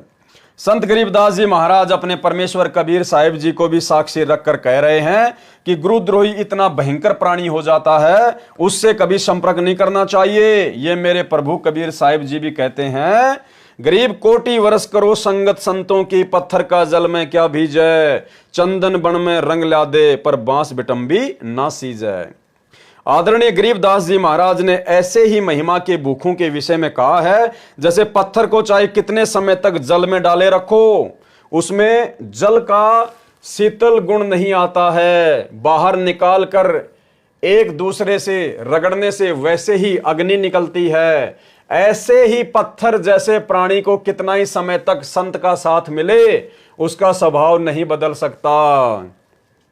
जिस प्रकार वो कृष्णदास और जिस प्रकार वर्तमान में स्वयं सतगुरु रामपाल जी परमेश्वर का कलयुगी परिवार, सतलोक आश्रम मैनेजमेंट हरियाणा, ये कोऑर्डिनेटर अरे 20 वर्ष तक सतगुरु की संगति की, 28 वर्ष तक सतगुरु की संगति करी, और सतगुरु थोड़े समय के लिए अपने मिशन के तहत जेल में क्या चले गए? तुमने सारे घटिया कर्म करने शुरू कर दिए। उस पत्थर की तरह रगड़गा मारते चिंगारी निकलने लग गई, राजनीति करने लग गए, स्टेडियम बनवाने लग गए, घटिया कर्म करने लग गए, आरक्षणों में बैठने लग गए, दुनियादारी से यारी दोस्ती करने लग गए, गुंडों की सीबीआई जांच करवाने लग गए, भक्तों को भक्ति मार्ग से दूर करने लग गए। सतगुरु के जेल जाते ही पत्थर जैसे लोग। दूसरा उदाहरण दिया है कि वन में चंदन का पेड़ अपनी महक से, कड़वे वृक्ष नीम को भी अपनी महक से सुगंधित कर देता है, परंतु बांस पर चंदन का भी प्रभाव नहीं पड़ता, यानी काल के एजेंट पर सतगुरु का भी प्रभाव नहीं पड़ता। इसी प्रकार उस संजय उर्फ कृष्णदास को जाने, जो 3-4 वर्ष मुसदास के साथ रहकर भी अपना पाखंड करने का स्वभाव नहीं बदला। अरे वो कृष्णदास गुरुद्रोही तो मात्र 4 साल ही गुरु की संगत में रहा, जबकि गुरु का परिवार तो पिछले 20 वर्षों से गुरु की संगत में है, उसके बावजूद भी नहीं बदला, और गुरु के जेल जाते ही सारे उल्टे कर्म करने शुरू कर दिए, स्वयं भी और संगत से भी। आगे देखिए, एक बहन ने बताया कि मेरा पति भी उस संजय में ज्यादा आस्था रखता था। उसको आश्रम से निकालने के बाद वह संजय उर्फ कृष्णदास हमारे घर आया। यानी आश्रम से निकालने के बाद में फिर एक भगतमती ने गुरुदेव को बताया कि मेरा जो पति था वो उसमें ज्यादा ही आस्था रखता था, और जब आपने उसको आश्रम से निकाल दिया तब वो एक बार हमारे घर पर आया। उसको आश्रम से निकालने के बाद वह संजय उर्फ कृष्णदास हमारे घर आया। भगवा कपड़े पहन रखे थे, यानी वो लाल पीले कपड़े पहन लिए साधु संत वाले, गले में माला डाल रखी थी, तथा रात्रि में वह हमारे घर पर रुका था। अपनी मन पसंद सब्जियां कहकर बनवाई, फिर कहा कि हलवा बनाओ, भोग लगाऊंगा। उस बहन ने अपने पति से कहा कि हलवा बनाने को कह रहा है, हमारी स्थिति तो दाल रोटी की है, फिर भी उधार करके हलवा बनाया। जी खोल कर निंदा की तथा मेरे पति का भाव खराब कर दिया। उसने हमारा भी आपसे मिलना बंद करा दिया तथा स्वयं भी नाम खंड कर लिया। जिस दुकान से परिवार पोषण हो रहा था वह कुछ ही दिनों में ठप हो गई। भूखे रहने लगे। एक दिन एक बहन ने बताया कि सतगुरु रामपाल जी महाराज कह रहे थे कि जिन जिन के घर वह संजय सुनसुनिया घूम रहा है उन्हीं को भारी नुकसान उठाना पड़ रहा है। तब मुझे होश आया कि हमारे घर पर भी गया था। उसी दिन के बाद हमारे बुरे दिन लगे। अपने पति से छुपकर उस बहन ने दोबारा नामदान मुसदास रामपाल दास से लिया। फिर अपने पति को समझाया, परंतु वह मानने को तैयार नहीं था। कुछ दिनों के बाद उस बहन ने अपने पति से कह दिया कि मैंने उपदेश ले लिया है, आपने जो करना है कर लो। कुछ महीनों के बाद उसके पति ने भी नामदान दोबारा लिया तथा अपनी गलती की क्षमा याचना की। आज उसी भगत की दुकान मुख्य बाजार में धूम धड़ाके से चल रही है।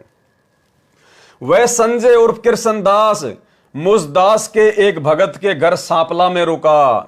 गुरुदेव कह रहे हैं कि हमारे भगत के घर सांपला में रुका। सांपला कोई गांव है। उन्होंने इसकी बहुत सेवा की। कुछ दिन बाद उस भगत की पत्नी के पेट में पानी की रसोली होकर फूट गई। असहनीय पीड़ा होने लगी। सांपला के डॉक्टर ने जवाब दे दिया। फिर रोहतक मेडिकल में ऑपरेशन हुआ। डॉक्टर हैरान रह गए कि आप बच कैसे गए। तब उस बहन ने कहा कि हमारे सिर पर पूर्ण परमात्मा का पंजा है, ये भी हमारी ही गलती का परिणाम होगा। आज तक 8 वर्ष नाम लिए हो गए थे, कभी बुखार भी नहीं चढ़ा था। अस्पताल से छुट्टी के बाद सीधे आश्रम करोथा में आए। सर्व घटना बताई। तब इस दास ने उन्हें बताया कि ये सब हानि केवल उस संजय के कारण हुई है। इस बात से वे दोनों कहने लगे कि महाराज जी, आप ही कहते हो कि द्वार पर आए कुत्ते को भी रोटी डालनी चाहिए। इस दास ने कहा कि पागल कुत्ते को आहार कराना हानिकारक होता है। गुरुद्रोही पागल कुत्ता हो जाता है। श्रद्धालुओं ने इस दास की बात पर विशेष ध्यान नहीं दिया, चले गए। कुछ ही महीनों पश्चात उनके दोनों लड़कों की भयंकर दुर्घटना हो गई। दोनों बच्चे के सब दांत बाहर निकल गए। इलाज करवाया, परंतु लड़के की पीड़ा बढ़ती ही जा रही थी। लड़का उस समय 12 वर्ष की आयु का था। लड़के ने कहा कि मुझे गुरुजी के पास आश्रम करोथा में ले चलो, मैं वहीं ठीक होऊंगा। डॉक्टर ने सफर करने, हिलने डुलने आदि से सख्त मना कर रखा था। लड़के का आग्रह देखकर लड़के को लेकर मुसदास के पास आए। आते ही लड़के ने दंडवत प्रणाम किया। उस बच्चे की दशा देखकर मुसदास को बहुत तरस आया तथा उनसे कहा कि आप दोबारा उपदेश लो और आगे से उस गुरुद्रोही को दूर से भी प्रणाम मत करना। उसके पश्चात उसी दिन उस बच्चे का दर्द समाप्त हो गया। दांत जो हिल रहे थे जाम हो गए। उससे तीसरे दिन दिल्ली में पंजाब खोड़ गांव में रविवार का सत्संग था। वहां वह लड़का तथा उसका पिताजी दोनों सत्संग सुनने पहुंचे तथा सारी कहानी बताई। उसके बाद सुख से रह रहे हैं। एक बार दिल्ली में नजफगढ़ में 5 दिवसीय सत्संग हुआ था। उसके पोस्टर लगाने ये नकली महाराज संजय, जो कृष्णदास बना हुआ है, अन्य सेवकों के साथ सेवा करने गया हुआ था। नजफगढ़ के आसपास के भक्तों ने इसको गुरुजी के तुल्य आदर सत्कार दिया। बताओ, संगत इतनी नादान। 3 साल से घटनाक्रम चल रहा है। पूरी संगत को गुरुजी ने कई बार बता दिया कि इसको आश्रम से निकाल दिया है, ये गुरुद्रोही है, इसके संपर्क में मत रहो, बहुत सारे भक्तों को नुकसान हो चुका है।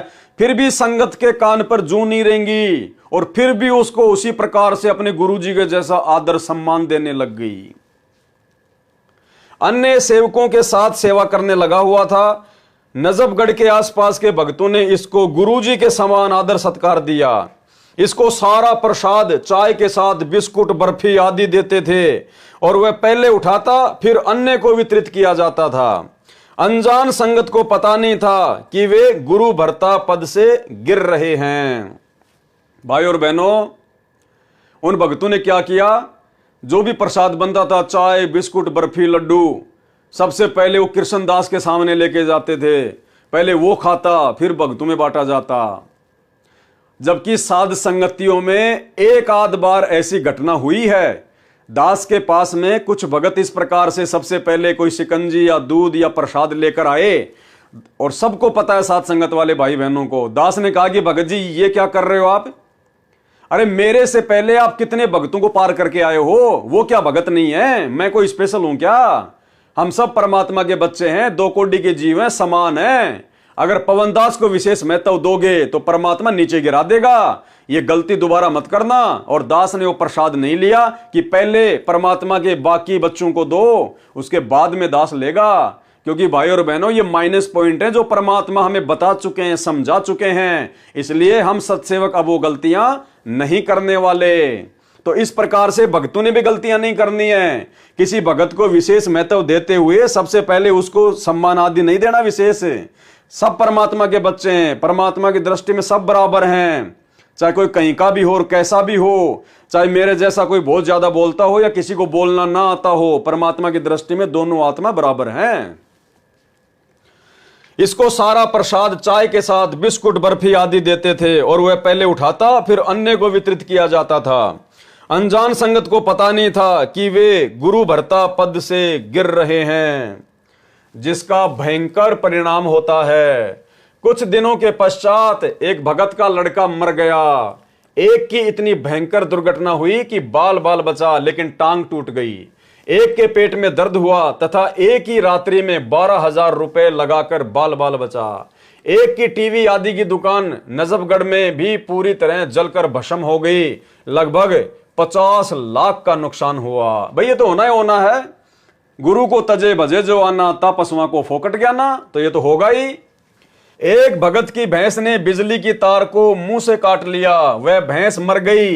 भैंस के कारण अर्थ अधिक होने से घर की बिजली अधिक हो गई, जिस कारण रंगीन टीवी, वॉशिंग मशीन, घर की सब फिटिंग जल गई।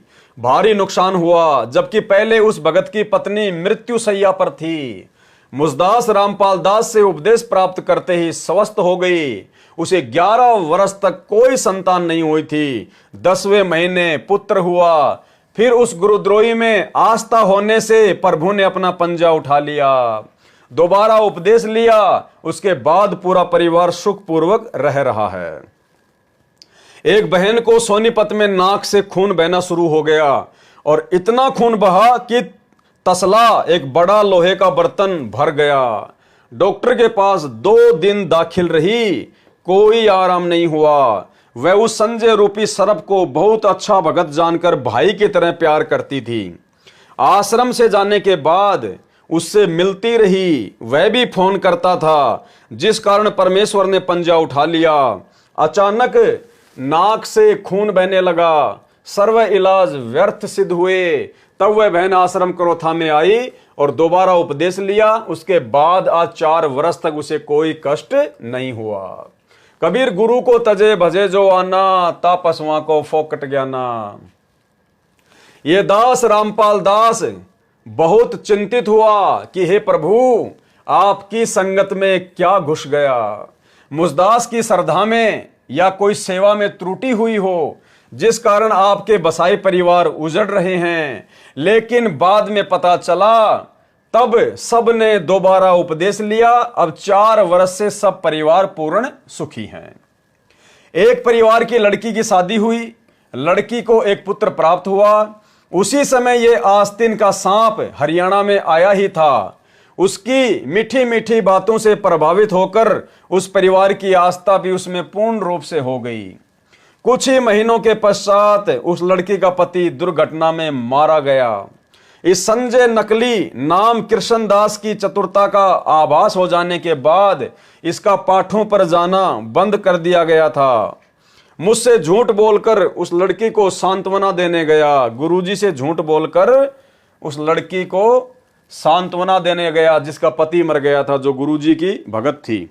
लड़की की माता ने मुझदास को बताया कि लड़की अपने पति के वियोग में 4 दिन से बेहाल थी, कुछ भी खा पी नहीं रही थी। संजय गया तो लड़की उठी और कुछ खाया पिया तथा हौसला हुआ। इससे स्पष्ट है कि उस बनावटी बातें बनाने वाले में कितनी श्रद्धा थी, जिसका कितना भयंकर परिणाम भोगना पड़ा। इस दास रामपाल दास ने अपना पूरा जीवन लगा दिया, दिन रात सत्संग सेवा करके मार्गदर्शन किया। उस पाखंडी को केवल मीठी बातें बनाने के कारण ही पसंद कर लिया। इसी गलती के कारण सतलोक से निकले थे। जो परमात्मा सर्व सुख दे रहा था उसको व्यर्थ समझा, और जो अपने स्वार्थवश ड्रामा करके तप कर रहा था उसे पसंद किया। कबीर परमेश्वर कहते हैं कि निरंजन धन तेरा दरबार, पाखंडी की पूजा जग में और संत को कहें लबार। उसके बाद उस संजय उर्फ कृष्णदास को फिर समझाया। देखो भाई और बहनों, आश्रम से निकालने के बाद फिर वो वापस आ गया, फिर भी गुरुजी ने उस पर रहम करी, दया करी। उसके बावजूद भी वो अपनी घटिया हरकतों से बाज नहीं आया। बीच बीच में भक्तों के पास जाता और उनसे उसी प्रकार से पेश आता जैसे महाराज है, और भक्तों को भारी नुकसान भी हो रहा था, लेकिन परमात्मा ने फिर भी उसको गुरुद्रोही घोषित नहीं किया। भाई और बहनों, पवनदास को केवल पहले झटके में अपने परिवार की झूठी शिकायत पर बिना सोचे समझे, बिना कुछ देखे, बिना कोई प्रमाण सीधा गुरुद्रोही घोषित किया। और भाई और बहनों, ये परमेश्वर की लीला, ये परमेश्वर के मिशन का एक मुख्य अंग है। परमेश्वर ने इसी प्रकार से अपने बच्चों की छटनी करनी थी, दास को निमित्त बनाकर।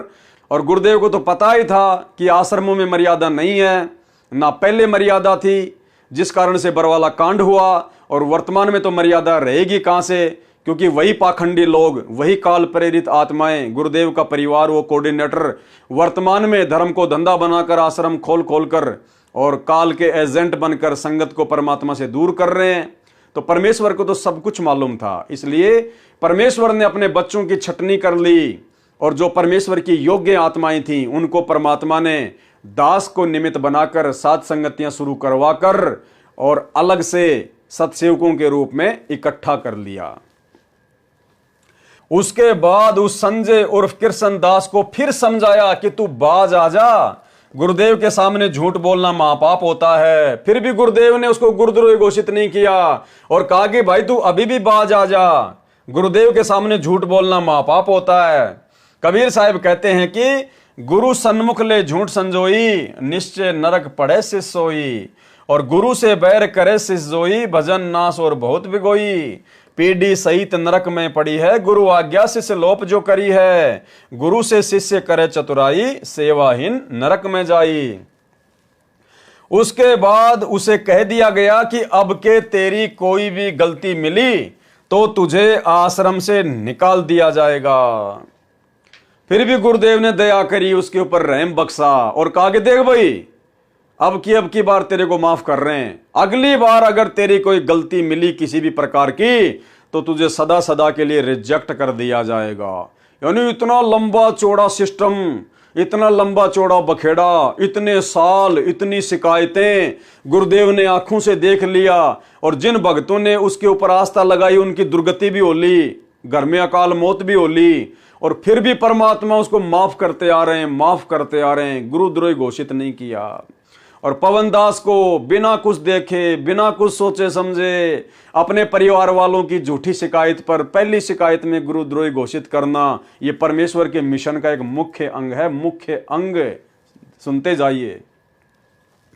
उसके बाद उसे कह दिया गया कि अब के तेरी कोई भी गलती मिली तो तुझे आश्रम से निकाल दिया जाएगा। उसकी चाल थी कि संगत को अपना बनाकर आश्रम क्रोथा को प्राप्त करके महंत बन जाऊं।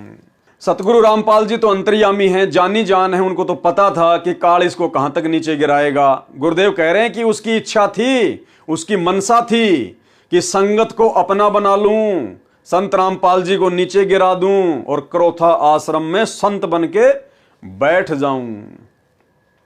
जब संगत को पता लगता गया तो उससे धिक्कारने लगे।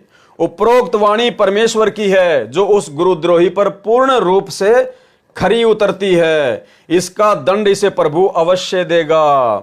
जिस कारण से उसकी सब चाल असफल हो गई तो वह आश्रम छोड़कर मना करते करते चला गया। फिर वो आश्रम छोड़कर चला गया। उस लड़की की माताजी आश्रम में आई। कौन सी लड़की? जिसका पति मर गया था, जो 4 दिन से खाना पीना नहीं खा रही थी। लेकिन जैसे ही वो संजय गुरुद्रोही उनके घर पर उनको सांत्वना देने गया तो उसकी तुरंत बात मान ली और खाना खा लिया। उसकी मां जब आश्रम में आई तो उसने पूछा कि संजय भगत जी कहां हैं? इस दास ने कहा कि वह तो आश्रम छोड़कर जा चुका है। उस नादान की अनजान संगत पर इतनी छाप थी कि उस बहन ने कहा कि महाराज जी वह आश्रम भले ही छोड़कर गया लेकिन वह आपको नहीं छोड़ सकता। वो माही बोली कि वो भले आश्रम छोड़ के चला गया लेकिन गुरुजी वो आपको नहीं छोड़ सकता। यानी उसने इस कदर लोगों को भ्रमित कर रखा था। उस जैसा तो एक भी भगत नहीं है। तब उस नादान को समझा कि आप गुरुजी से अधिक जानने लग गई क्या? आपको पता नहीं वह क्या था। लड़की व उसके परिवार ने पुण्य उपदेश प्राप्त किया। उसके पश्चात लगभग 4 वर्ष हो चुके हैं। उनके किसी पशु को भी हानि नहीं हुई। यह सब दुख का कारण वही संजय रूपी दीमक था। तो भाई और बहनों, ये पुस्तक भक्ति और भगवान जो कि आपको गुरुद्रोही की परिभाषा समझाएगी, गुरुद्रोही के लक्षण समझाएगी और किन परिस्थितियों में कितने सारे सबूत और प्रमाण देखने के बाद सतगुरुदेव भगवान उस आत्मा को गुरुद्रोही घोषित करते हैं, उस आत्मा को आश्रम से निकालते हैं। ये सारी बातें आपको ये पुस्तक भक्ति और भगवान समझाएगी। तो आज इस वीडियो में केवल इतना ही। और कल रात्रि 9 बजे सभी भाई बहन लाइव जुड़िए। इसके आगे का जो पार्ट है वो कल रात्रि में लाइव चलेगा। और ये पुस्तक भक्ति और भगवान हमारे बहुत सारी भ्रमणाओं का सत्यानाश कर देगी और हमें परमेश्वर के आशीर्वाद से परमेश्वर द्वारा लिखी गई ये पुस्तक जो हम इसके वीडियो बना रहे हैं, हम समझ रहे हैं, ये पुस्तक हमें भक्ति मार्ग पर इतना दृढ़ कर देगी कि यहाँ के छोटे मोटे भगत तो छोड़िए, काल प्रेरित उनके एजेंट तो छोड़िए, स्वयं ज्योति निरंजन भी धरती पर उतरकर अगर संत रामपाल जी के भक्तों को भ्रमित करने की कुछ चेष्टा करे तो वो भी मुंह की खा के जाएगा, मुंह की खा के। और ये विशेष दया, ये विशेष मेहर परमेश्वर ने 7 संगतियों पर बख्शी है क्योंकि वर्तमान में ज्यादा से ज्यादा संख्या में केवल साध संगति से जुड़े हुए सत्सेवक भाई बहन ही इन वीडियो को देख रहे हैं, समझ रहे हैं और दृढ़ होते जा रहे हैं। बाकी संगत जिनको डरा रखा है साध संगतियों के नाम से, मुझ पवन दास को गुरुद्रोही घोषित करवाकर मेरे वीडियो देखने के लिए लोगों को मना कर रखा है, वो संगत आने वाले समय में रोएगी, पछताएगी। और उनको भी यदि भक्ति करनी है, आने वाले समय में यदि हम सत्सेवकों की तरह दृढ़ होकर भक्ति मार्ग पर चलना है, तो उनकी मजबूरी होगी इन वीडियो को देखना। आने वाले समय में इन साध संगति वाले वीडियो को उन्हें देखना ही पड़ेगा अगर उनको एक दृढ़ भगत बनना है तो, यदि भक्ति मार्ग पर गलतियां करने से बचना है तो। ये मैं कोई मानवश या घमंडवश नहीं कह रहा, घमंड करता है नीच आदमी, दुष्ट आदमी। मैं परमेश्वर जी के ज्ञान आधार से आपको बता रहा हूं, समझा रहा हूं, क्योंकि दास को सतगुरु रामपाल जी भगवान ने वर्तमान में अपनी संगत में निमित्त बनाकर खड़ा किया है, ताकि भाई बहनों के साथ साथ संगति करके, ज्ञान आधार से चर्चा करके और परमेश्वर के ज्ञान के ऊपर दृढ़ होकर काल भगवान के षड्यंत्र को काट सकें। और उसके लिए परमेश्वर का आशीर्वाद आप और हमारे साथ में विशेष रूप से रहेगा उन आत्माओं के ऊपर जो आत्माएं निसंशय होकर ज्ञान को आधार बनाकर साध संगति से जुड़ी रहेंगी। तो अगला पार्ट कल रात्रि 9 बजे सभी भाई बहन लाइव जुड़िए। तब तक गुरुदेव भगवान से आशीर्वाद लेते हैं, इजाजत लेते हैं।